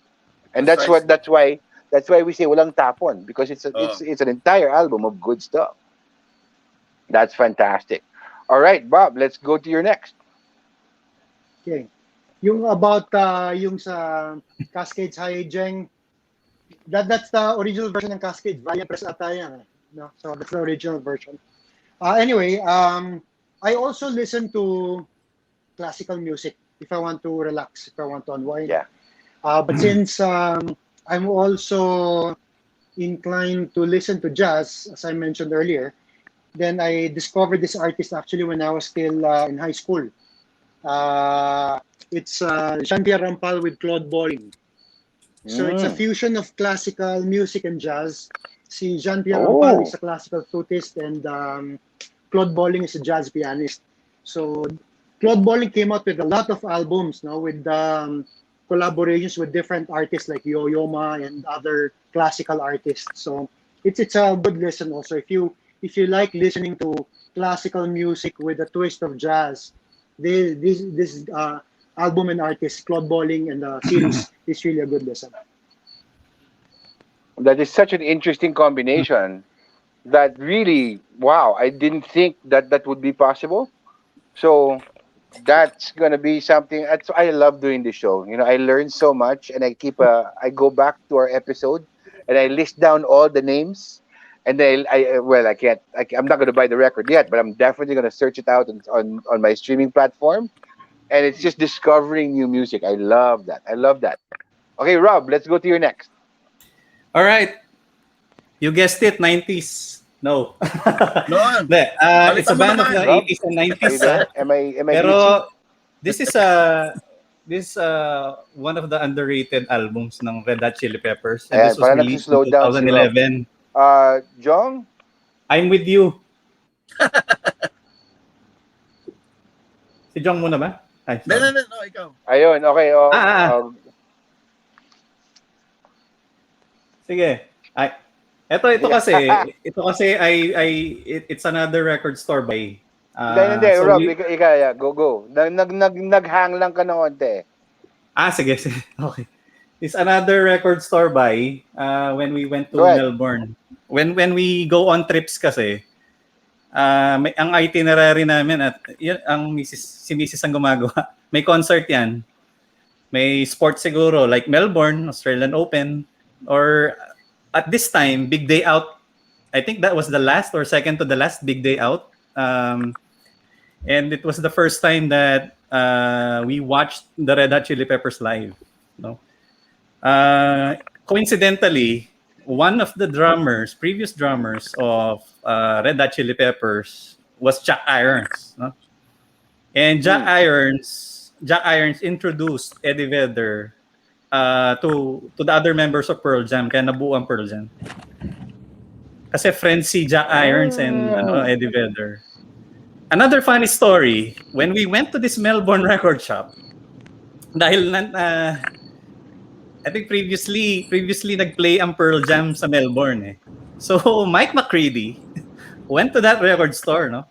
Inubos niya lahat ng Pearl Jam na bootlegs. The bootlegs ang binili niya kasi yung mga binubootleg palati kasi yung Pearl Jam eh, yung mga concerts nila and stuff. Eh yung assistant ang natira sa record shop, hindi niya kilala si Mike McCready.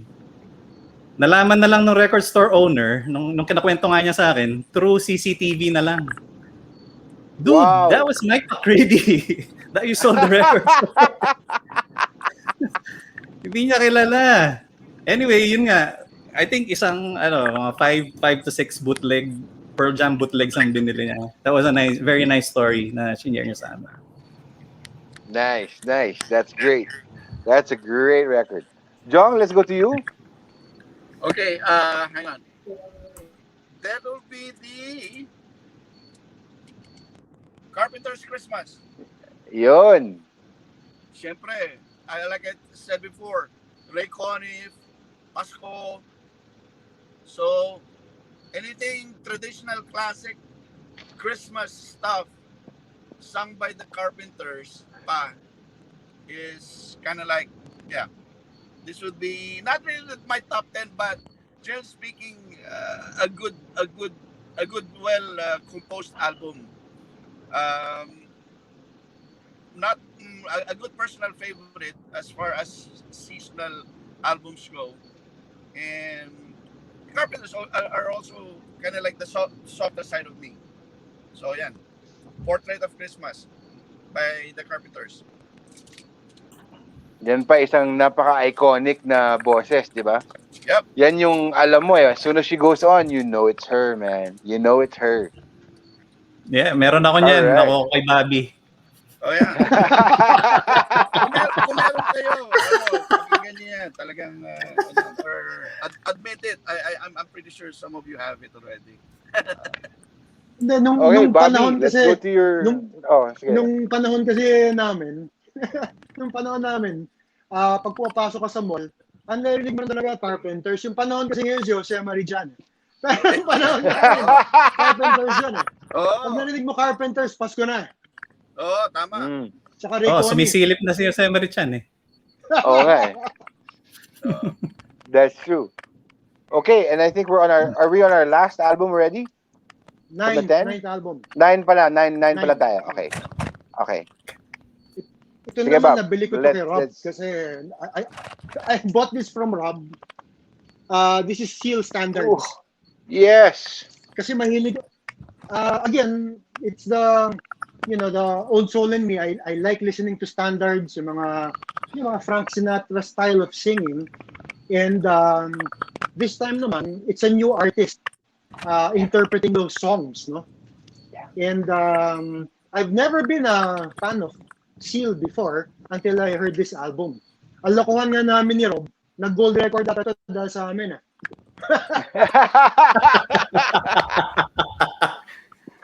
Kasi talaga maganda. Di ba? Play mo lang, no? Play mo lang. Yeah, it's one album I listen to from start to finish. Really one of my favorites. That's fantastic. I mean, Seal, I've always been a fan of Seal.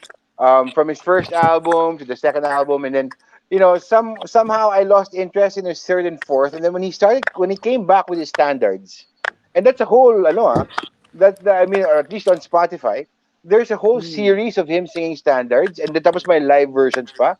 Ang ganda, and even him I see also parang it's the maturing of an artist considering where he started from. And the music that he put out, and then going to the standards, figuring out na, hey, I can sing this, and I want to sing this. So you see a maturing kasi of the artist in terms of like exactly that album, standards. I love that album. That's a fantastic album. And nakakatuwa kasi you're buying records from each other, and I love this. That's just what solidifies us as a community, pare. Ikaw, Rob, ano yung ninth natin? Yeah, you talk about buying, no? But pag malapit na yung Pasko, gift-giving din kami ni Bobby. X-deal. Swap. Anyway, syempre hindi mawawala yung Guns N' Roses, di ba? Yun. I love it. Mahirap pumili, pero kasi parang eto greatest hits na rin to eh.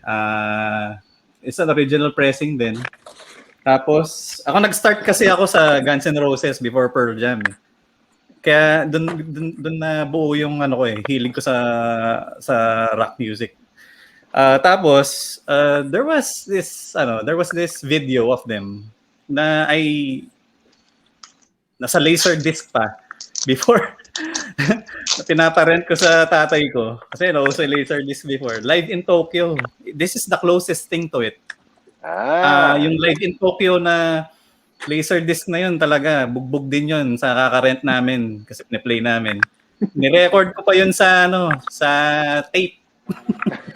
Yung Laserdisc to tape para mapakinggan mo sa cassette tape, no? Oo, kasi walang cassette release ng Wala Tokyo. Wala. Live in Tokyo talagang solid yun eh. 'Di ba? Ilang oras na full of hits, no? And rarities. And that was the band in its prime. Yes. Diba? Yes. And we got the chance, no? Kahit medyo matanda na. Tanda na sila. 2018 yata when they went here. Yep, yeah, I was there. So, yeah, dream come true for most of us na mapanood sila dito sa dito sa Bulacan pala, hindi Manila. Yeah, Bulacan, in Bulacan, yeah. Molongue, in the Solid yun, solid. galing, galing. All right, Jong, let's hear from you. Oh, you've arrived at work. You're out of the car. Yeah, actually, nasa bahay na nga ako eh. You're at home na. Nakabalik na rin in some ways. Okay, closer to what Robert showed. So ako, Guns N' Roses then. Yes, galing. Okay, Yes, there, yes. their album right there, Appetite for Destruction. So good choice, nice selection. Pag gusto ko medyo loud ang music ko today, ito na yon. Ito, pinaka-loud na rin sa akin to. Loudest. So, I normally go for the softer, no. Pero, classic rock, okay, fine. Beatles, okay. Pero yung Guns N' Roses will be, yun ang, medyo maingay na para sa akin. Pare, yung when Guns N' Roses released Appetite, I mean, like, we all bought it for Sweet Child of Mine. Yeah. And then we discovered the rest of the songs and isa pang album na walang tapon yan eh. Yeah, correct. Ang ganda-ganda lahat. And it's amazing for a essentially loud band or a hard rock, or in that time they were considered heavy metal somewhat. You know, yung kasabay nila Motley Crue, yung ganon. Yung melodic sense nila and their dynamics were so good. And then also Axl was very unique. His voice was so unique. Wala siyang kasabay na katono niya, or di ba? He didn't sound like anybody. Of course, with all our high school bands, kasi ako yung high school ako doon lumabas yung Appetite eh.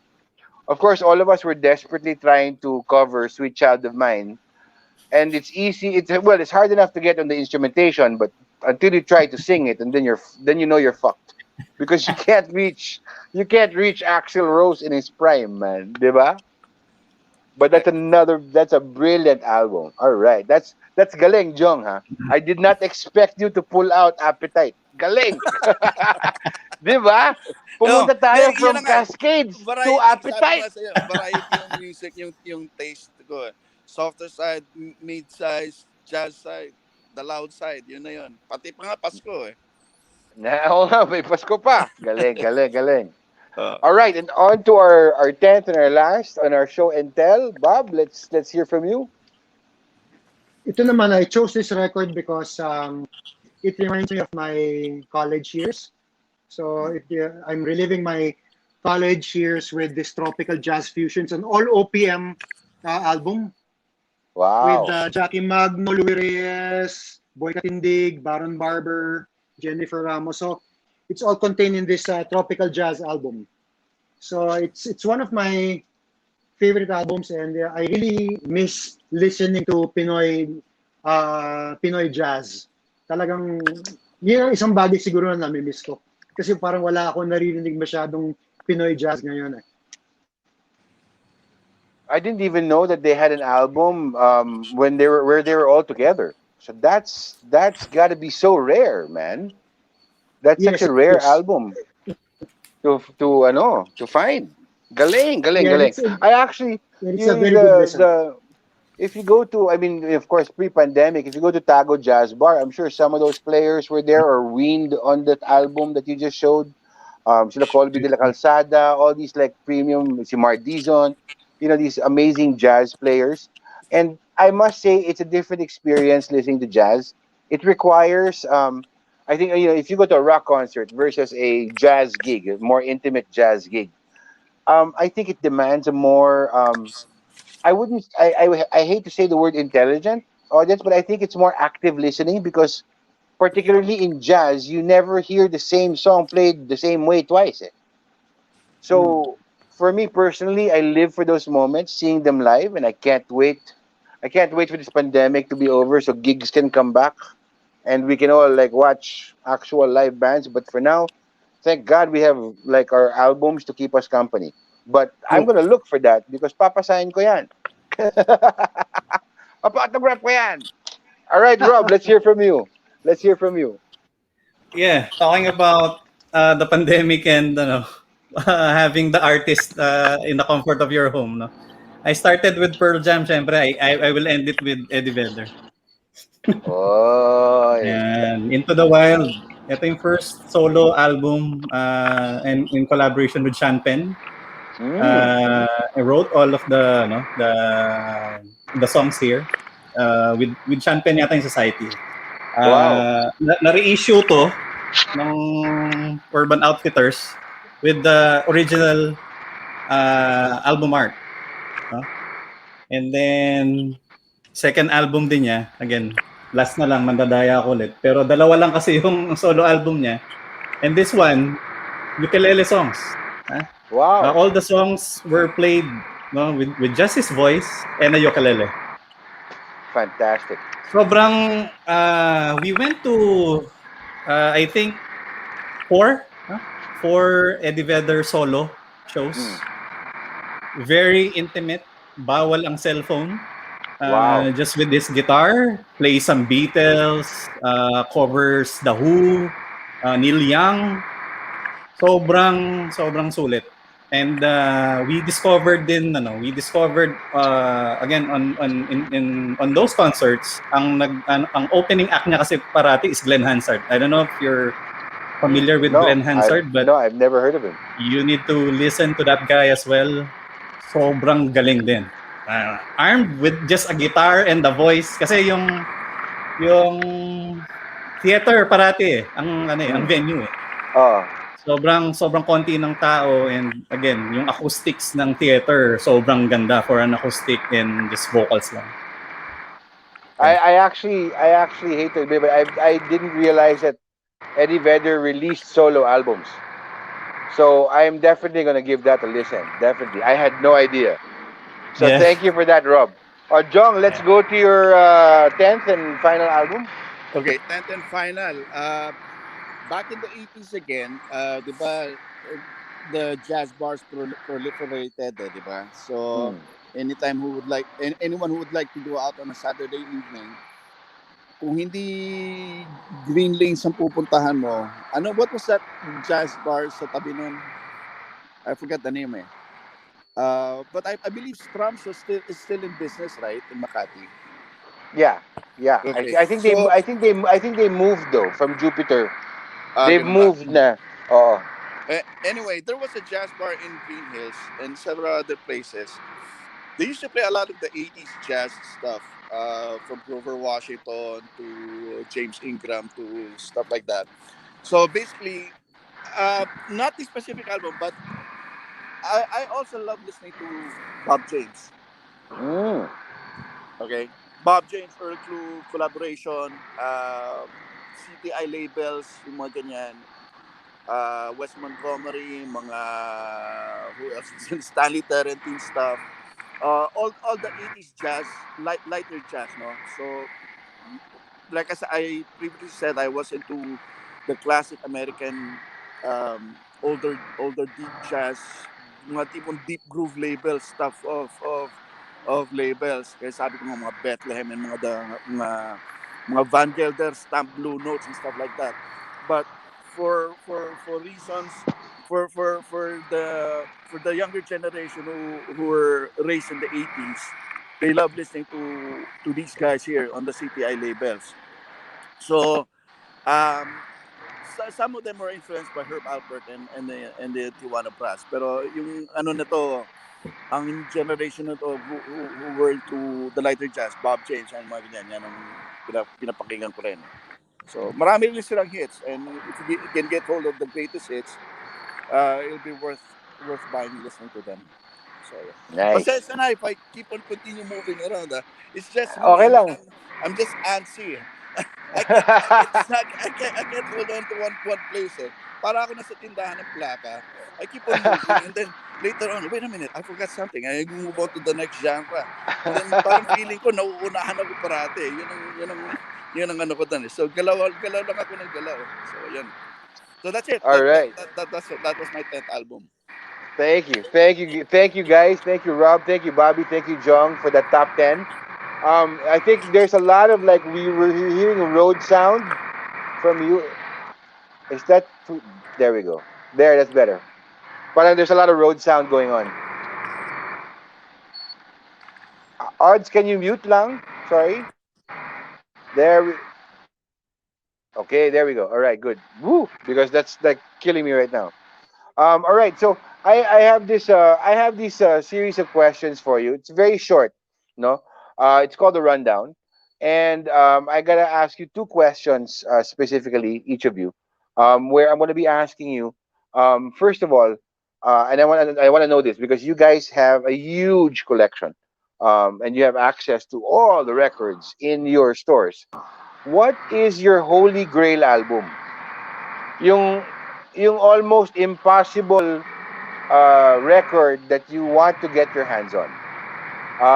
Let's start with Bobby. Naku, mahirap yan. Um, I don't know, Isa lang, isa lang, being, isa lang. uh, being, being sentimental, I would go after the very first album I bought, Hot Dog Unang Kagat. That's my answer. I just go for the very first album I ever purchased for myself. I hope And the wait, Viper would and reissue. you don't. So you don't have a copy of this. No, I don't have a copy of that anymore. Oh, so shouting out Nasa to akin. everybody who's. Joke lang. Yes, sabi ko na nga ba eh. Sabi ko na nga ba eh. Joke lang. Malapit na Christmas. But Thank you, yeah, Rob. Ah? that would be fantastic. Ikaw Rob, ano yung Holy Grail album mo? Ako Pearl Jam pa rin eh. But this particular LP kasi, it was released in 2004. I forgot kung 2,000 copies lang. But it's the Benaroya Hall concert. This was the first time after they played Unplugged na tumugtog sila Unplugged at Benaroya Hall eh. So ang daming rarities, merong mga new songs. Man of the Hour, which was the soundtrack for Big Fish, was played for the first time. Nagpaalam pa siya kay Tim Burton para i-play niya. Dahil wala pang nakakarinig eh. Yung people na nandun na sa Benaroya Hall, yun lang. Tapos this is a colored vinyl, then wine color yata. It now fetches for like $3,999 Ooh. in Discogs. Wow. Tapos, funny story about this album din. Another a Pearl Jam fan, was hunting this kasi malamang kami lahat Holy Grail namin yan eh. Hinahunt niya to. Araw-araw siya nagki-click ng Discogs. Nakita niya, sobrang baba na. Sobrang baba in the standards na 3,999, parang siguro 1,500 ganyan or 2,000. So ginawa niya, binay niya kagad. Wala nang isip-isip. So para mabili niya, binenta niya yung best of Pearl Jam niya and other na mamahalin din. Anyway, to cut the story short, yung nagbenta nung plaka is Matt Cameron's son. The drummer of Pearl Jam currently. And it was signed. Oh my God! It is signed. Dahil walang etong medyo nenervisin ka. Kasi walang alam sa plaka yung anak ni Matt Cameron. So parang yung packaging, kasi i-ship lang eh, di ba? So medyo hindi maganda yung pagkapak. So parang inatake sa puso yung muntik nang atakin sa puso when the package arrived, no? Kasi sobrang mahal, no? But then again, signed by the band, 'di ba? It can get any better than that.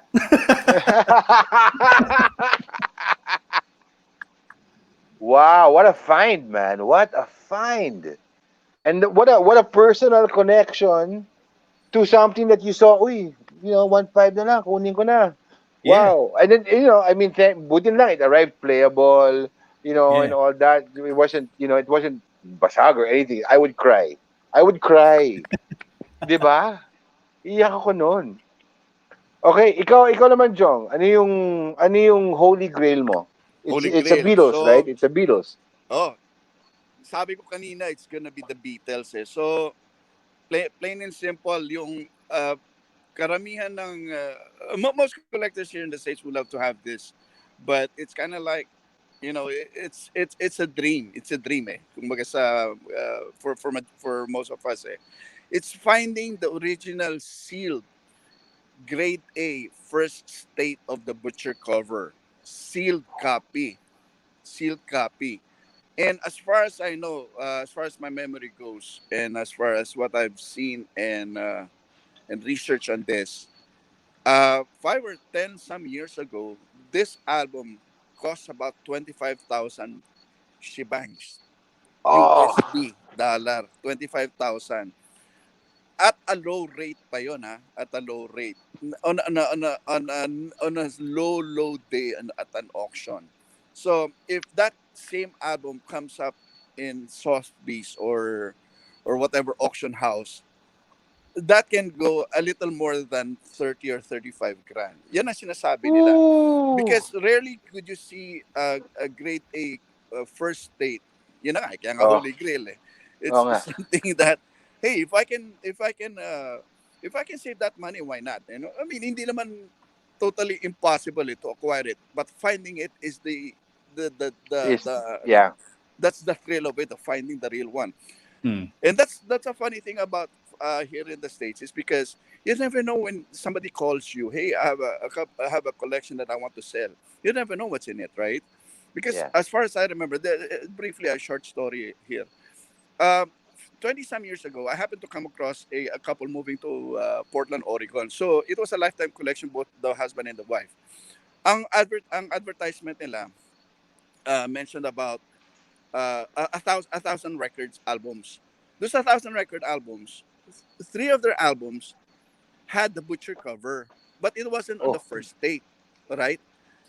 But the thing about this, it they were connecting that 1,000 LP collection with a 500,045 collection. Yung 45, yung 7 inch, oh. because they had the big they had the big 10 car garage or something like that, and all these 45s were on on shelves that were covered in white sheets and white linens. So when they open it, grabe ang daming plaka nito. Half a quarter of a million records of 45s. And and the good part about that, although I wasn't really thinking, they were selling it for $5,000, everything all together, sama-sama lahat yan. LPs and I was so dumbfounded then. I just didn't realize. Well, what was I thinking? First of all, of course, I didn't have the money then, because I only had probably like $200 in my pocket, and I was ready only to spend 200. And these couple were selling it for 5,000. Pero 5,000 yun, ang kapalit nun were three butcher covers, right? Wow. Kung binili ko yun, tiba-tiba na sana ako na. Kaso ang problema, hindi ko alam kung anong gagawin ko. I should have asked, ma'am, pahiram mo ng pera. Buksan mo, nakita ko collection na gano'n, eh, di ba? Yun sana first instinct ko, eh. But that Mm. didn't happen. I just went home, and then I sat on the couch and said later, I should have bought that, right? I was asking myself. But after that, wala na. Hindi ko na talaga makalimutan yung collection yun. So anyway, finding the butcher cover in its first solid sealed state, yung kalalabas sa kalalabas in mint shape, that's probably the holy grail in my list. Wow. Yun yun. That's but finding it is the trick, di ba? Exactly. That's the Correct. hard part. Yun. That's the hard part. Okay, for our next question, I'm gonna shortcut this and ask you guys. All right, what record or album do you possess in your collection that you would never ever part with? As in, they have to pry it out of your cold dead hands. If there's one album, such album, what would that be? Bobby, let's start with you. Um, well, Okay. siguro, top of mind ko siguro, I would not part with my tropical jazz fusion album. Kasi mahirap talaga hanapin yan, eh. So, Oh, basically, that's it. The other albums kasi, like, I'm not really a collector in a sense. I'm a casual collector. So I only collect albums that I really listen to. I don't yeah. collect for the sake of collecting them. No? So if I really want to listen to them, that's when I get the album. And itong tropical jazz fusion ito, maraming umaawit sa akin ito. But as of now, pinapakinggan ko pa siya. So siguro hindi ko muna bibitawan to. Oh, wag muna, bro. Wag muna. That's super rare. And the beauty of it is that we know the people who are on it, man. That makes it so special, pare. Ikaw, Mm. Rob, kung may isang album ka that never, as in it's gonna be an heirloom for the next generations. Siyempre, Yon. siyempre, Siyempre. siyempre, 2,500 lang to eh. 2,500 lang. Si Rems pa lang yung pirma, so huntingin ko pa yung tatlo. This is number 477. Nice. You know, I gotta admit, I have a copy of that, and I don't know what number I have. It doesn't. I don't look at these things. Eh. I open it up and I play it. But then sa akin, walang signature. So, Ellie, pasign naman. That's that's sasabay ako sa'yo ah. Sige, tara. Pero Bisitahin pero natin. Bobby said a very great point kanina yung parang kapag nagti-trim down ka ng collection, yung most listened to talagang natitira eh. Hmm. And when you're a record store owner, parang mas masarap sa sa loob mo na mapupunta yung ile-let go mo to another collector. Mas Correct. makaka-appreciate din. Yeah. Yes, To a friend. that's All true. right. Thank you for that, Rob. Oh, yeah. So, Romeo commented, si Jong, his won't part stash. Baka kasya sa isang kotse. Oo nga eh.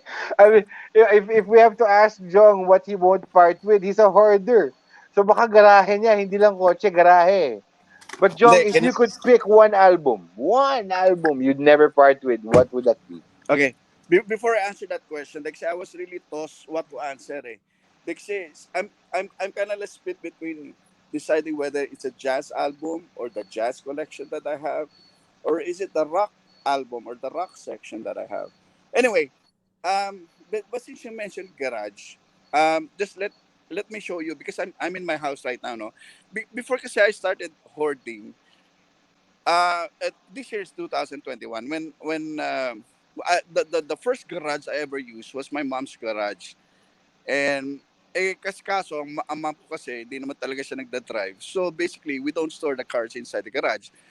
And what I did was pinuno ko yung garahe niya na puro plaka, no? So ganun na nangyari. But let me show you. I'll just switch the phone for now, ha. Ganito. Sige. Okay. You see these U-Haul boxes? Yeah. They're on top of each other, no? But they're all packed with records. So that's Wow. my recycle bin. Diyan ko tinatapon yung basura. So all those, kailangan Are i-sort all out ko pa yan.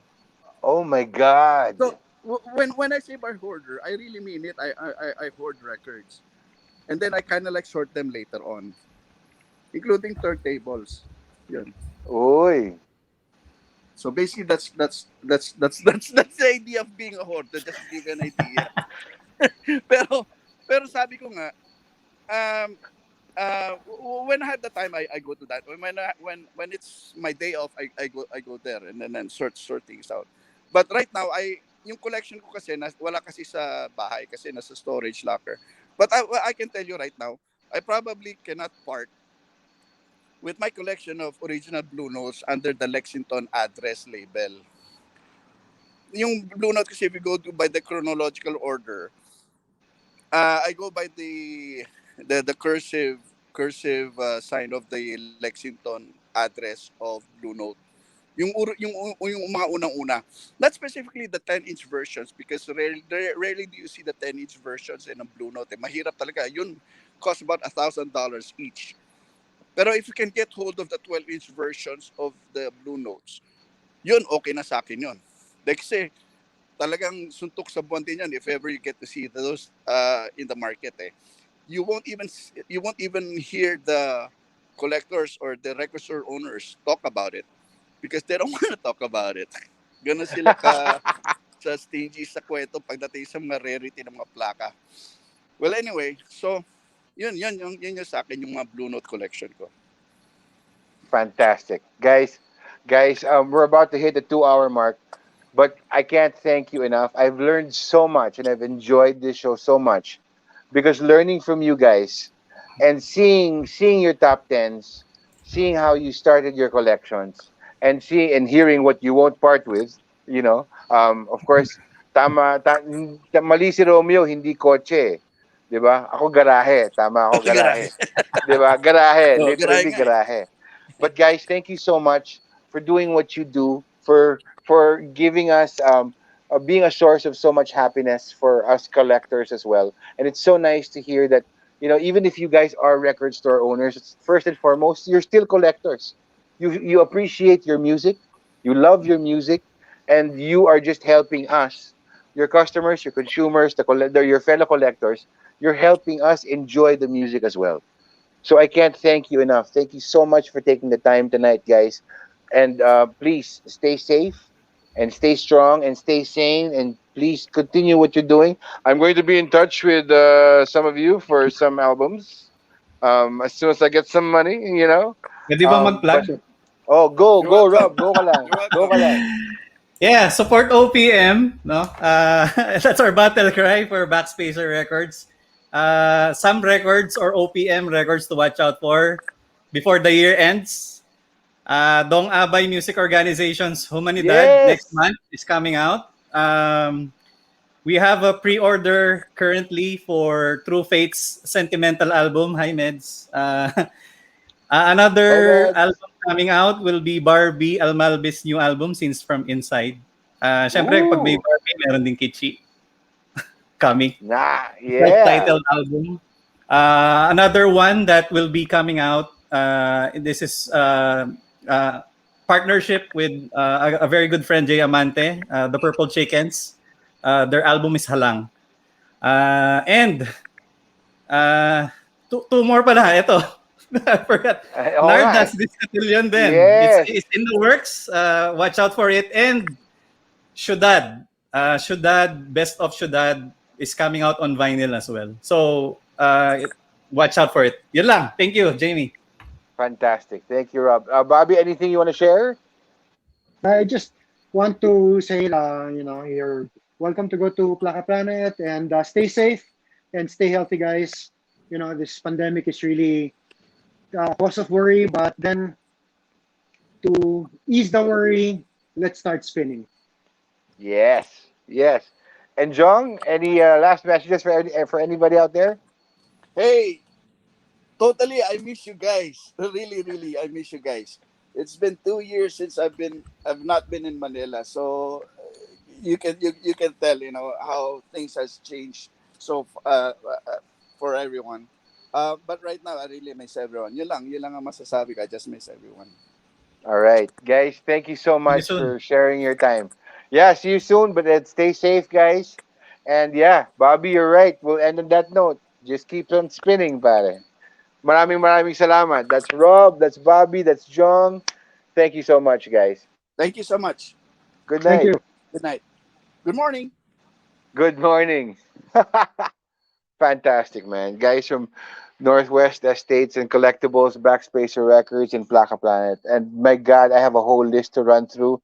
I gotta make some more money just to make sure I get my happiness, my fix of happiness. And I can't express enough how this wonderful community is coming up because essentially we've just had three gentlemen who are, if you take a step back and look at it in a very shallow way, would essentially be competitors with each other. And they're not. They're actually trading and swapping records from each other. Hopefully, they get in touch with each other. I would love to be able to go to Seattle right now and help Jong sort out his garage full of records, right? But it's a sense of community that's uniting us because essentially our love for music can break down any barriers that may exist between human beings. Music can, free your mind, it can lift your heart, and it could feed your soul. And I think the purveyors of music, like we had on tonight, these guys who are helping spread the love of music and spread the love of the format that it's in. Vinyl is such a wonderful format to listen to, as it should be listened to. It's such an important thing that we all continue becoming a community. and keep on supporting each other, keep on giving in and giving us a fix of our addictions to vinyl. But more importantly, I think it's sharing the love of music and the passion for collecting music is so important. So, I'd like to thank again Bobby, Jong, and Robert. Thank you so much for being here. And that's our show for tonight. But before we wrap it up, a few announcements from Offshore Music. A band named Sulo, they're based in CDO, is releasing a brand new song, Anak ng Bayan, on August 30th. So make sure you got to watch out for this band. These guys kick ass, man. And of course, the jazz group Extrapolation is bringing you their live set vibe in the form of an album called Alive at Wildgrass Studios.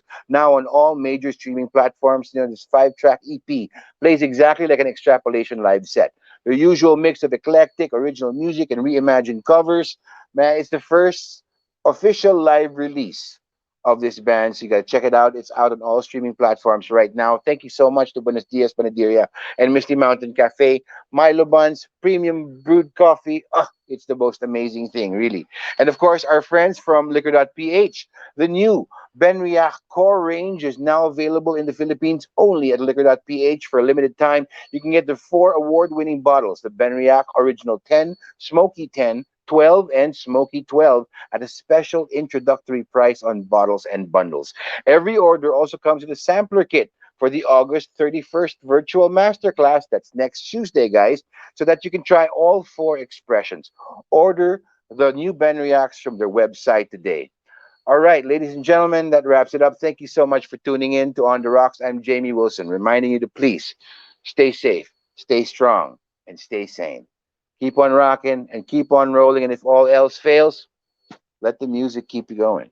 And if you find that life has gotten you shaken up or stirred or mixed up or on the rocks, what matters most is that you take your shot. Cheers, everybody, and good night. On the Rocks with Jamie Wilson is brought to you by Offshore Music. Go where the sound takes you.